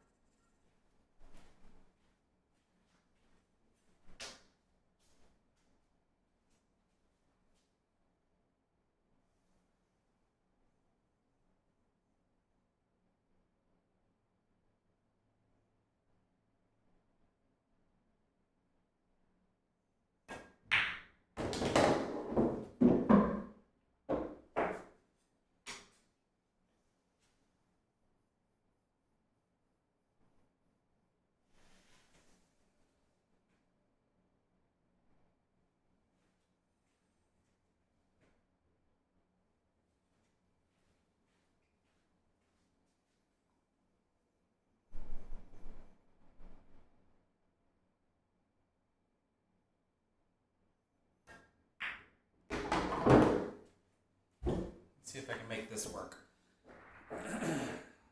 The way I just shot that 7 ball in, I was going to use that as a break ball, but spin the other way, obviously, to come towards the rack. Here, I think I'm going to try to hit the my left corner, this left corner of the rack when I cut this 4 ball in.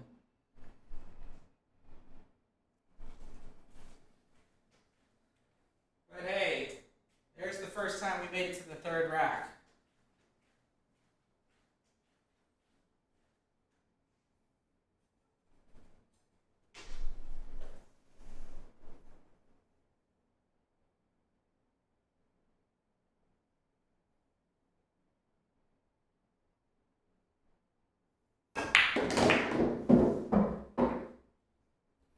That's just what I wanted to accomplish off of that one. So, good things, good things.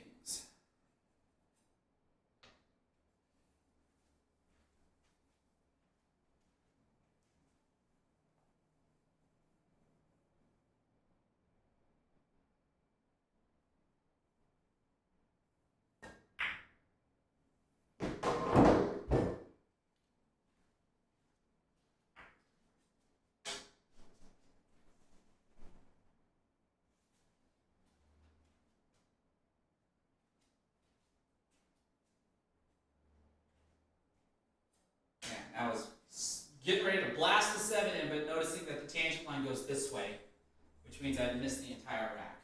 So secondary is the 2 ball.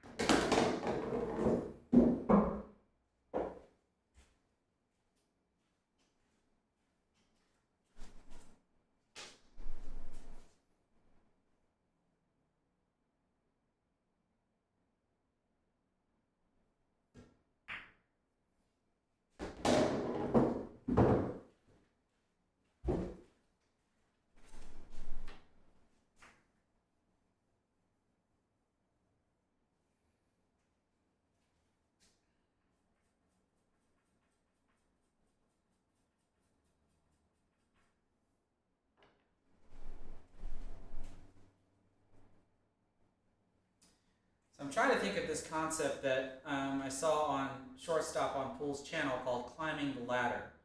And so when you look at this layout here, he says that it's easier to climb this way rather than to climb this way.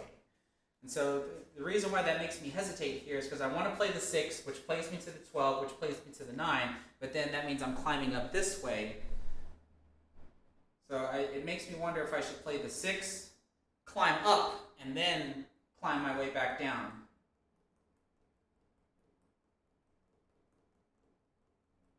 That's where my hesitation is coming from right now.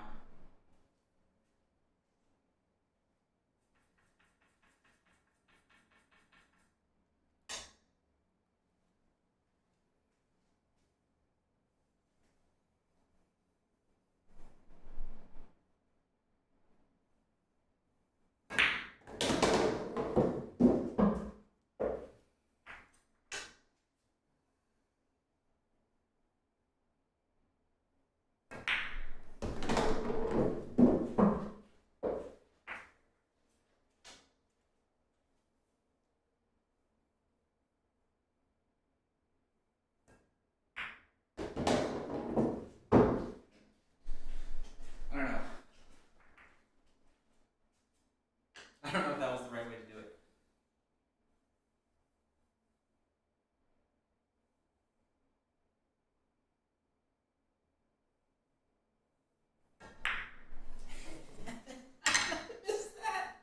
How did I miss the end? I got terrible shape. Terrible position on the 11 ball. That's 7. That means there's 8 down there. 36. There's a new personal best for tonight. Oh, that is so frustrating. I went from, like, visually when I looked at it, I went from visually what appeared to be overcutting the ball, and I made an adjustment, and I probably shouldn't have made that adjustment. When push comes to shove, I shouldn't have made that adjustment.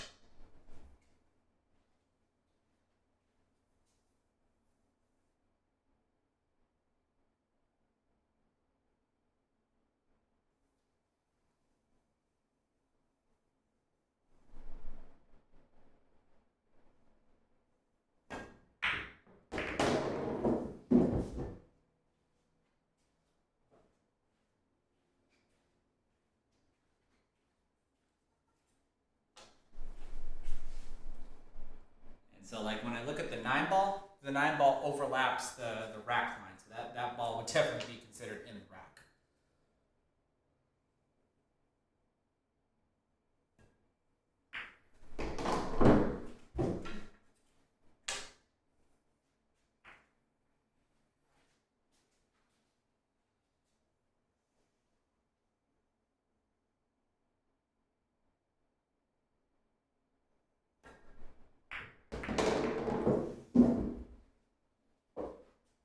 It's not in the rack anymore.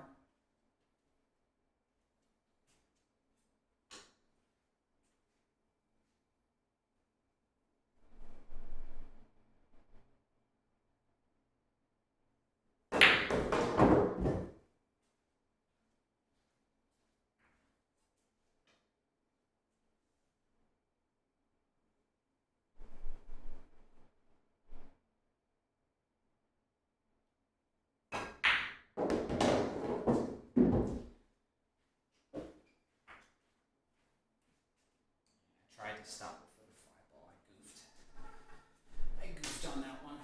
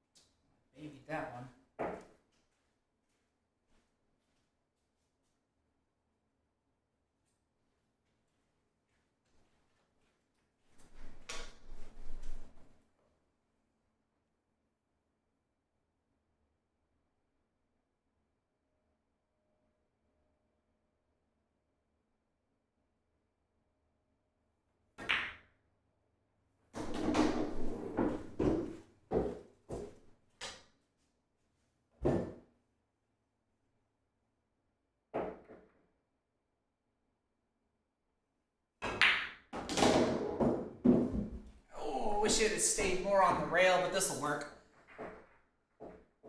There are those times where I try to go for those deep back cuts, because they allow me to hit the cue ball softer, naturally flow into the rack.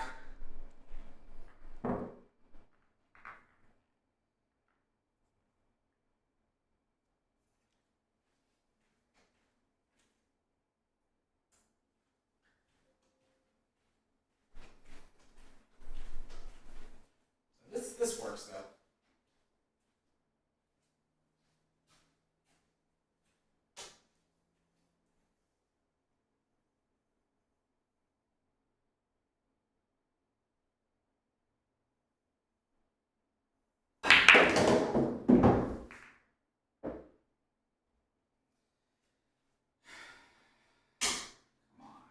Harder do I have to hit that?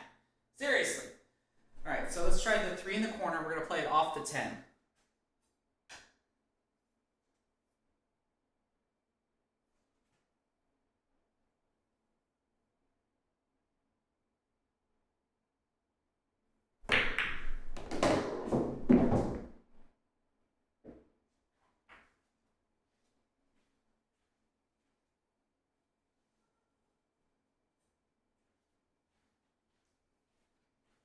I don't have to call the off the 10 part. I just did.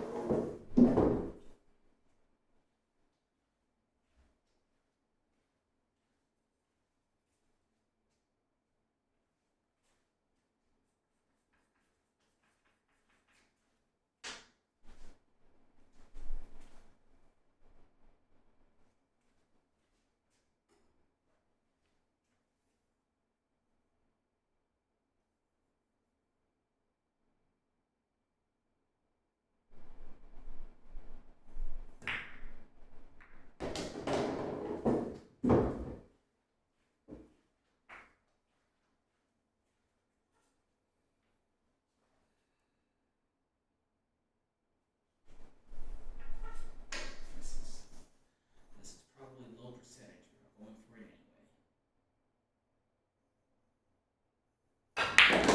Ah! I was hoping to hit the 5. Ah, okay.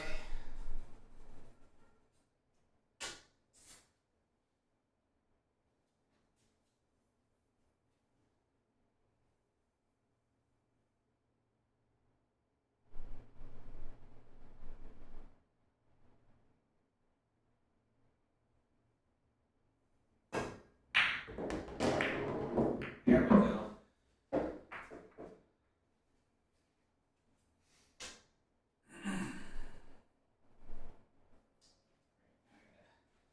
I gotta figure out what to do with this. Well, I guess the 6 can go on the side. If I get the perfect angle, I'll play the 6 up here. That's certainly a possibility.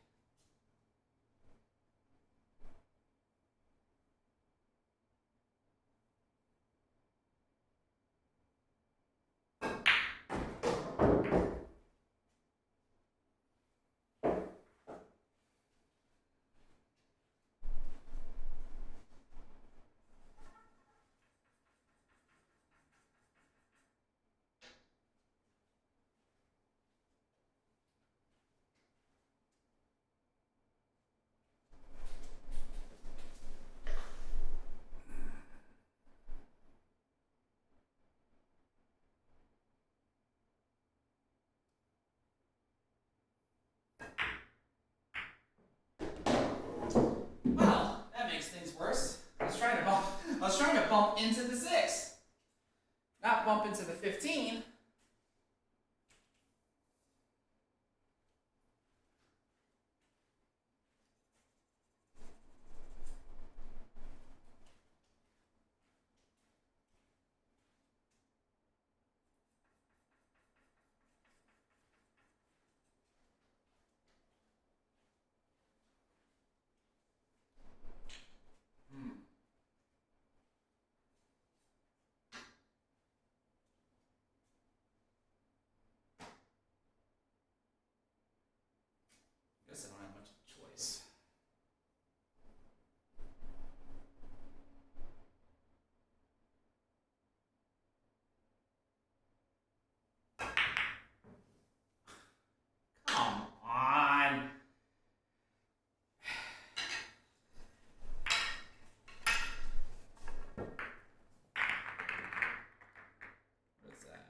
that means there's 8 down there. 22. Alright, that puts me on attempt 22, so I'm going to do 3 more. And then we're calling it a night as we try to get back into doing these live streams again.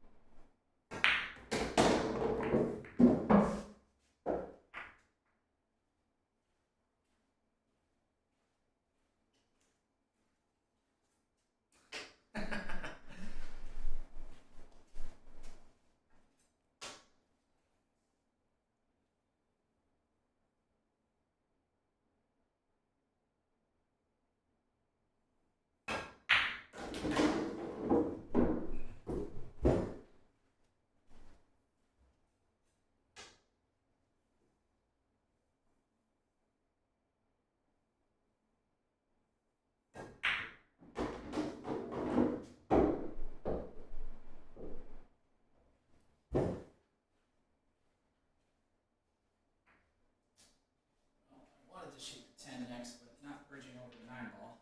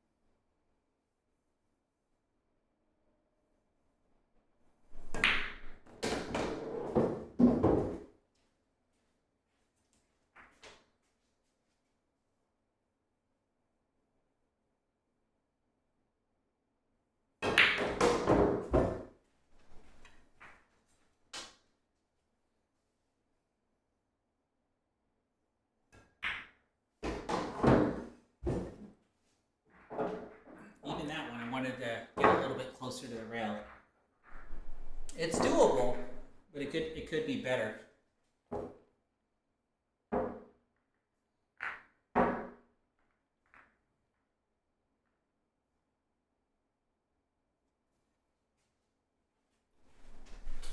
I feel like we're catching a small rhythm a little too late.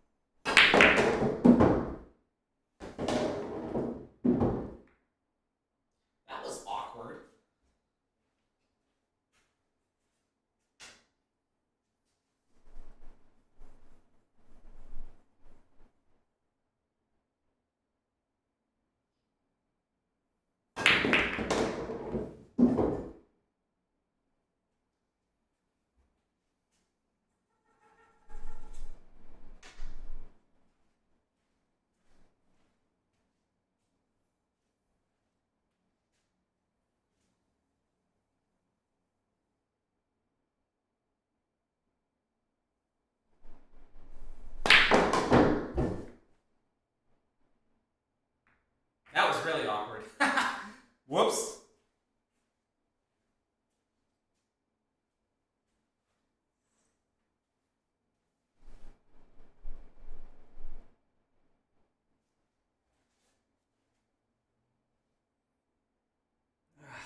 Man.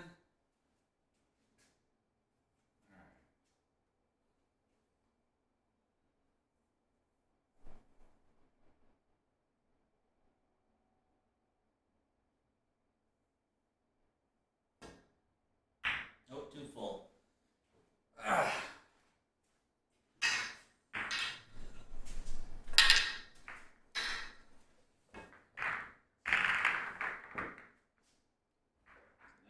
+4.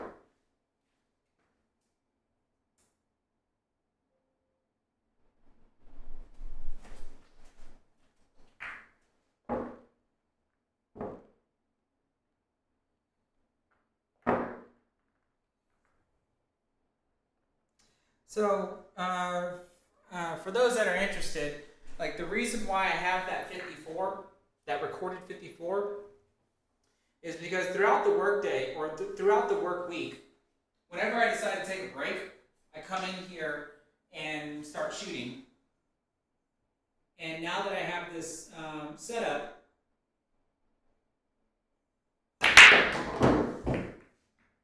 where I don't need to wear my headset, I come in here and I record. So just in case during my little taking a break from work practice session, if I end up putting up a good number, it's recorded. So then the only thing I have to do after that is do some editing. I'll try to throw up the cue ball diagram, put some weird animations in it like I did the last one. Just something to try to make it entertaining. So that way things don't just have to be a live stream. Now that's not to say that I want this to replace my live streams. I still want to live stream, but it's just that since I'm on the table practicing, I might as well capture it. Just in case something good happens.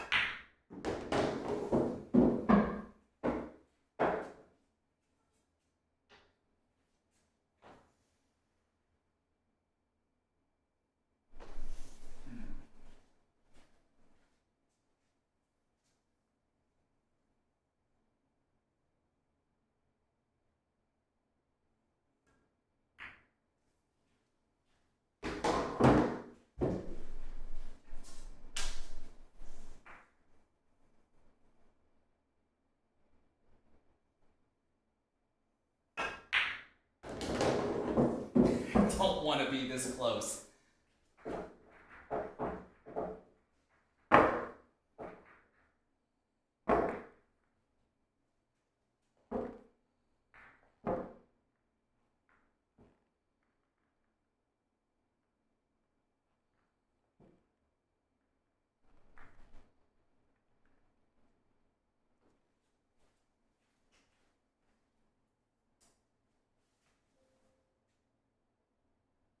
Hector, I appreciate that, man.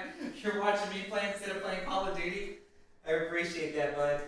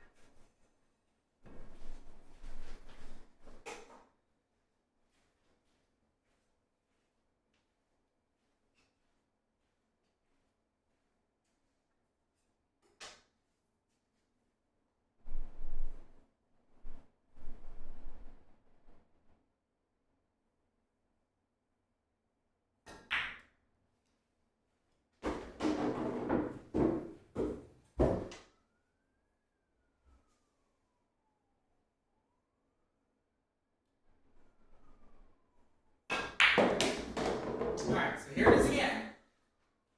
Alright, I shoot that 12. I try to come into the stack.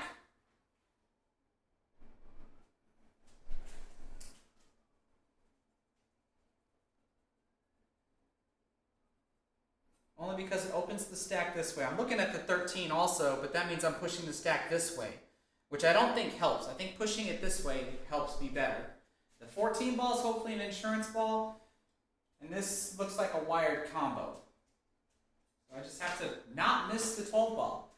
And if I were to just shoot the 12 ball, I would make the 12 ball, but I think I would miss the rack if I were to just shoot this. But since I'm trying to play with a secondary purpose, I don't know what makes this so much more difficult when really I'm just trying to focus on the shot.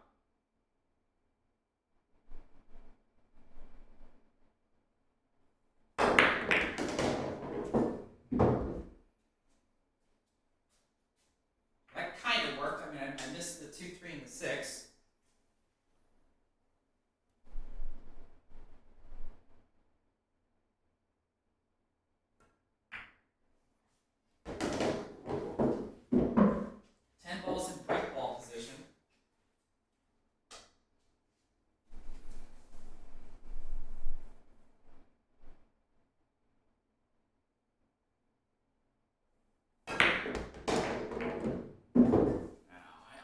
Do not know what that was all about.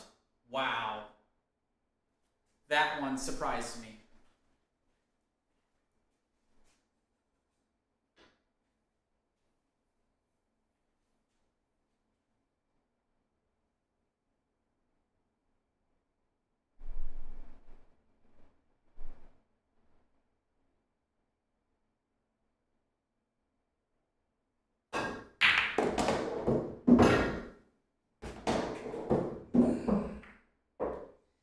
I don't think I deserved that. And Paul Newman walks in and goes, yes, you did. 8, that means there's 7 down there. 21.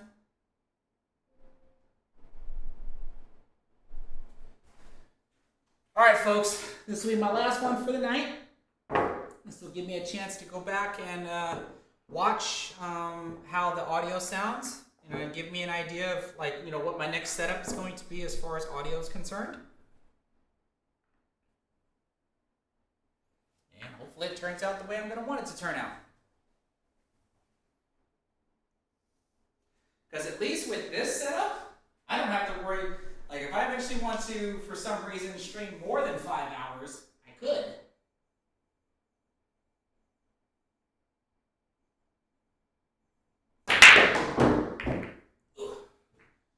And all of y'all are thinking, why the heck would he string longer than that, or string that long in the first place?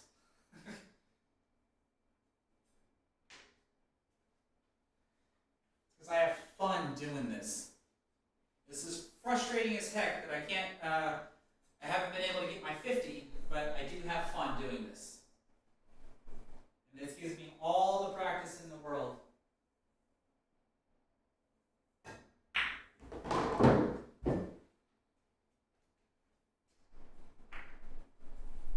Which is something I always need, practice.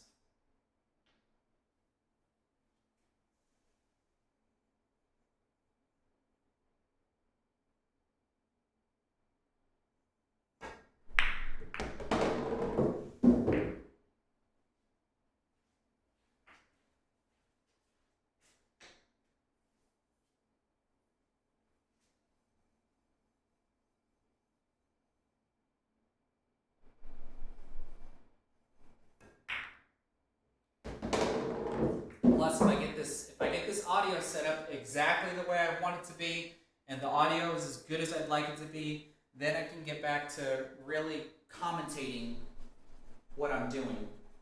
Because I don't really, I'm actually talking rather loud just so this single microphone picks me up. And I don't really want to do that because that's going to exhaust my voice pretty darn quickly.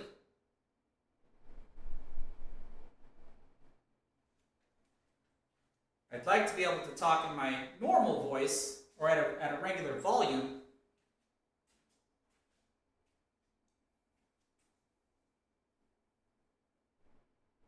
So that way my voice will last longer.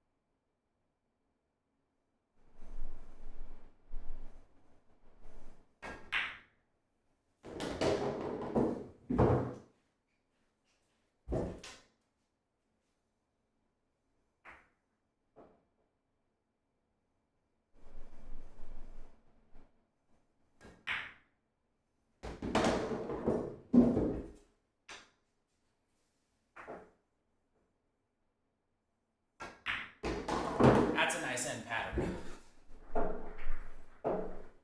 Now these angles I am notorious for missing. That's why I keep trying to leave me them so I can get better at them.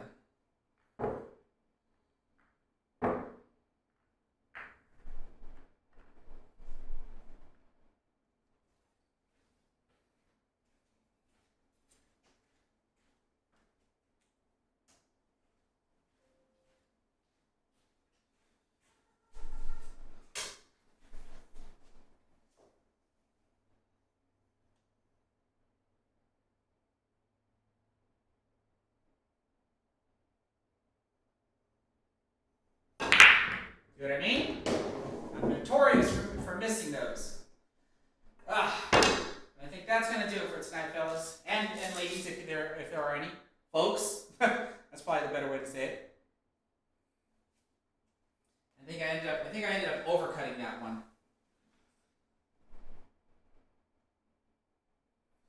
Hey, but you know what?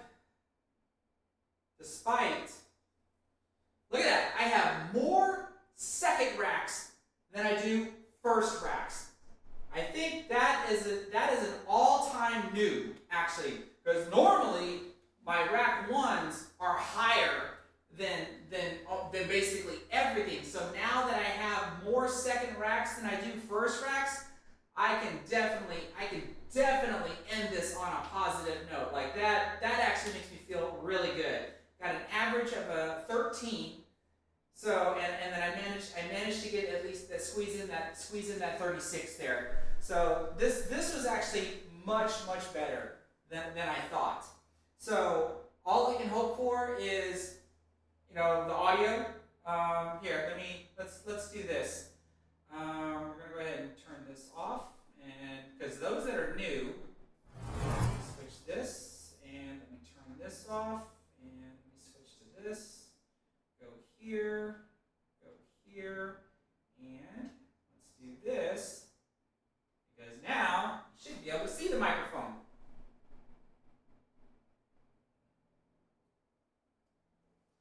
Oh, right here, like this is how low the microphone is, because like I can touch it, and you know I eventually want it to be a little bit higher, so that way if anybody that comes over to my house to play is taller than me and they have to lean over the table, they don't bump into this. But what I'm hoping that I can do now, depending upon how it all sounds when I go watch the replay, is I want to take this microphone and move it to about right here, which will hopefully cover this segment or this half of the pool table, I hope. And then when I buy another one, I put it over here to cover this half of the pool table. They all go through the same audio mixer. So from what I've been told from some of my buddies that already have setups like this, they won't quote unquote step on each other. The audio mixer will funnel them all together into one track. So hopefully that's going to sound good. So if that turns out the way that I want it to, and I don't have to shout or speak higher just so that the microphone picks up my audio without me having to talk like this, because I'm only curious, like, how do I sound, or can y'all hear me well enough if I talk like this? Because this would be my regular voice, and this is how I want to talk, even when I'm down on a shot like this. It's probably a little difficult to hear, if you can hear me at all. So that's going to be the interesting part when I get this all set up, to know how many microphones is it going to take. And then, of course, I'm going to have to get a bigger soundboard. So that's at least hopefully what's going to happen here in the near future, as I continuously try to improve the audio quality of my show to where I don't have to wear any gear. So I kind of already like that. You know, it's just me. Like I have I've got nothing more that I have to wear, and I get to just shoot pool. So this is basically what I've been working towards. I can't begin to tell you like how many different pieces of equipment that I've gone through. If anybody's been following me enough, I used to wear like a Bluetooth earpiece that you would wear basically for like phones, but I would Bluetooth it to my computer, you know. And then I have Jabra Elite earpods. I've tried those. They didn't turn out so well. You were there when some of y'all were there when I tried the AirPods. Those were like okay. And then, of course, my actual headset with the microphone right here next to my mouth is the one that works the best. And so, like, this is the next step to where it's like, okay, now I can just, you know, come in here and just do whatever, and then hopefully have some fun from there. So yeah, I want to thank everybody for joining me here tonight. I know this was last second for me to do this, because it's been a while since I've done a live stream. And as I mentioned at the very beginning, I was actually working on my next product review video, which is the J-Force brake key from the J-Flowers. So since I didn't do it tonight, I won't really have any time to do it tomorrow. because I have a pool league tomorrow. So I will probably try to wrap it up on Monday. And for those that are here tonight, spoiler alert, I'm giving that cue away as well. So be on the lookout for when I get that cue or when I get that video out. I'm probably going to give it a different type of milestone in regards to, instead of views, I'm probably just going to want a certain number of likes. Like if I can get a lot of thumbs ups on the video, that'll probably be just the satisfactory that I'm going to want to be able to give the cue away to a lucky subscriber. So, and like I said before, I'm hoping to want to try to get back into doing these more often. It won't be as frequent as I was before, where I was doing them like 3 or 4 times a week. I don't want to do that, but I want to at least try to do them at least once or twice a week. And there's still other things that I still need to punch back out and get into the rhythm of making recorded content along with live stream content. And like I said, once I get all this set up, then I think it's going to be good. I think it's going to be really good. And we'll see where things go from there. So for the 31 of y'all that are still in here, thank you so much for being here. When will I go live again? You know what? Tomorrow's Sunday. I will try my best to go live again, probably on next Thursday or I'm sorry, this coming Thursday or this coming Friday. It's all really just going to depend on work, really, and then of course how I feel